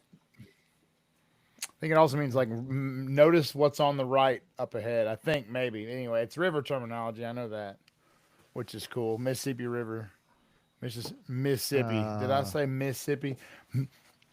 Mississippi River. Twain is a synonym for two or a pair. Yes. Twain is a synonym. Okay. Sometimes I can't talk for two or a pair. Words are hard. They are. Well, it pisses me off sometimes. Anyway, because it's my alias, so that I'm throwing the government off. They don't know who I am. Sounds good. It's like I know how to say this word. Like absolutely. And after I'm done reading it, recording it, I go back and I say the word out loud, just clear as day with no problem. But when I'm sitting there trying to read it for a podcast, it's like I get dumb as bricks sometimes. It's like, what in the hell? How is it so hard? Oh, it's Buddy. What are you doing, Buddy? But yeah, we were trying to just.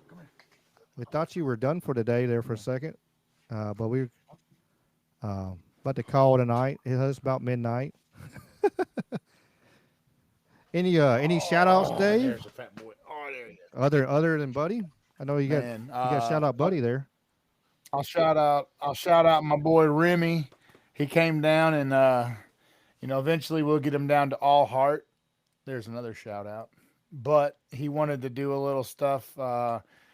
He wants to get up to speed before he goes to a gym. I don't know why. He's an absolute monster. He's huge. He's got hammers for hands. He's a heavyweight. But anyway, Remy came down and put some good in work yesterday. Got good work in yesterday. Good luck, JJ. Good luck, Coach, this weekend. Yeah, we leave tomorrow. Go have some and fun. of course, shout out. Yeah. Our boy, happy birthday, and have a good show. Shout out to everybody in the chat. Lively chat, beautiful chat. One of the best chats I've ever seen. Excuse me, buddy. No, stay right here. I like when they stay really close. I like when they're young and close. Jeffrey and I, well, that's another story. Excuse me. But no, I'm talking shit. There might be some Trump fans hanging around. Sorry, I'm sorry. Now it's Trump and Uncle I Bill. voted for him 3 times. Three times. Oh God, yeah, man. Oh gosh. Yeah, we won't get into that Yikes. tonight. I Yeah. would never swallow. I wouldn't do it. Anyway, God gross bless you, stuff we got to deal with. Like, we shouldn't know about mommy and daddy's business. That's gross. for sure. I don't know about 5D chess. I would just like some solid small government and common sense. Anyway, those are my shout outs, you guys and everybody in the chat. And happy birthday, Jamie. I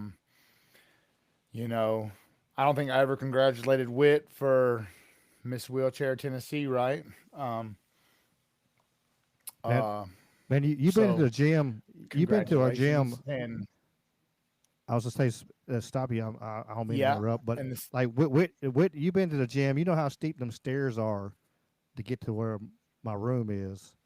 oh yeah, those metal And stairs. Whitney, with no legs, pushed herself up each step and just went all the way up the steps by herself, no help. I told her, I was like, hell, you can jump on my back. You want to?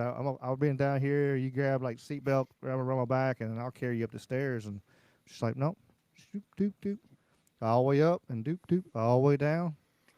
I was like, most people don't even want to walk up these stairs, let alone warm up in her cool down. Yeah, most people don't even want to walk up these stairs to get to here, let alone do all this. Yeah. So, much respect to her and like Yeah. her determined Proud of will. your girl. Proud of Whitney Lavender. Proud of Jamie, man, for keeping Whitney. I don't know what she sees in the big lug, I don't. Look, that's a beautiful couple doing beautiful things. So that's the biggest shout out is to them. It's a special weekend coming up, holiday plus birthday, comedy party going on, man. I'm excited for them. I'm gonna be. I'm not trying to announce that I'm not going to be at home. I guess I will announce that, I'm going to go out of town. That's true. But I'm also going to tell everybody that I've installed, and I have 2 more to install, some badass. Now that I got internet, I got some badass cameras going up all around the joint. So that's cool. Plus I got a game cam. So everything goes to my phone, and it's tits. It's like super sweet. The wife kind of spooled me with some badass cameras to put up everywhere. They got lights and shit. I can talk in them and shit and be like, bitch, get the fuck out of here. Sorry about the cussing, y'all. Sorry about the cussing. Yeah, I could say, hey, intruder alert. Police are on the way. He's got the razor wire and the pits. Anyway. Alligator Alcatraz coming next. I'm going to dig a trench, put gators in there. I'm going to make sure my dogs are rabid and unvaccinated. Or if I need to vaccinate them to make them sicker, whatever I need to do. Like, what I'm saying? We're not doctors, again, but, maybe I need to vaccinate the hell out of them, and then there'll be some nasty, scary dogs. I don't know. I know it's doing fucked up stuff to us. I don't know that. I didn't mean to say I know that. We did so good right there. Rumor has it. Go get your vaccines, people. Wink. We're not doctors. We're just comedians. This is for your Yeah, entertainment we're just purposes clowning only. around here, telling some jokes, chasing the muff around, breakdown. Anyway, But yeah, man, I appreciate you coming on, and Jamie and James, thanks for coming on. I know this is your expertise, so I'm glad you're able to, and cheers. you're filling up to being able to come on and tell stories and to some people that might not have heard you, So that's the good part. Like this, everybody working together to make everybody big, and that's the beauty of our community that we built. Like there's so many, just different pieces, and different people got different podcasts and got different shows. Like Indy has a show, open mic. She has a open mic, like she does music, and then she'll have talking like this, like we talk conspiracies or whatever, like everything every Monday, and then they'll switch it, and so the beginning they'll be talking political and stuff, and then your music at the end. So it's a pretty cool concept, and you should check it out one day. Get on there, you can sing some songs and stuff to them. I just do karaoke if I get on there and sing. That's all I can do. I just do karaoke. I got a guitar, but yeah, I'm just gonna do karaoke. So much love to all y'all in the chat. Y'all hung out here all night long, 3 hours, 3.5 hours with us. If you came in later, that's okay. I'm just glad you're here. Again, I'm glad y'all are taking your time out of your night to hang out with us. We're gonna keep on keeping on. We're gonna keep doing this. And much love to y'all. And let me hit the outro, I guess.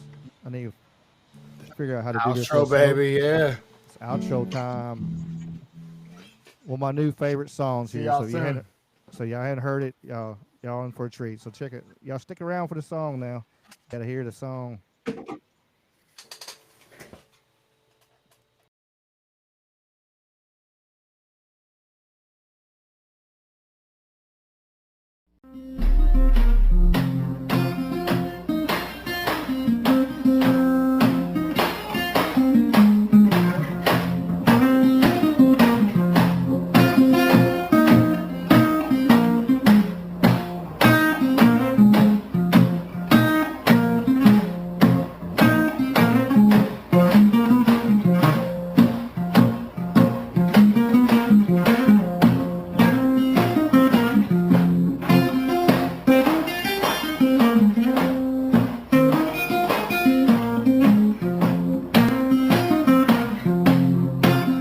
Don't want no shackles.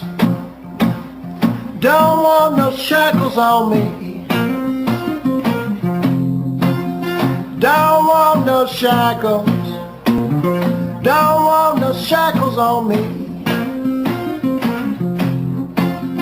I sat down with Big Brother. Don't like those RFIDs. Got the blues about my freedom. Got the blues about tyranny. I got the blues about my freedom. Got the blues about tyranny. I sat down with Big Brother and the national ID. Don't want a chip in my wallet, chip in my car. And if I want to travel, it's nobody's business how far. Don't want no shackles. Don't want no shackles on me. I said shame on Big Brother, always tracking and tracing me. Don't want a chip in my mother, chip in my wife, a chip in my babies. Stay out of our life. Don't want no shackles. Don't want no shackles on me. I sat down with Big Brother, no more slavery. Play it for me, baby.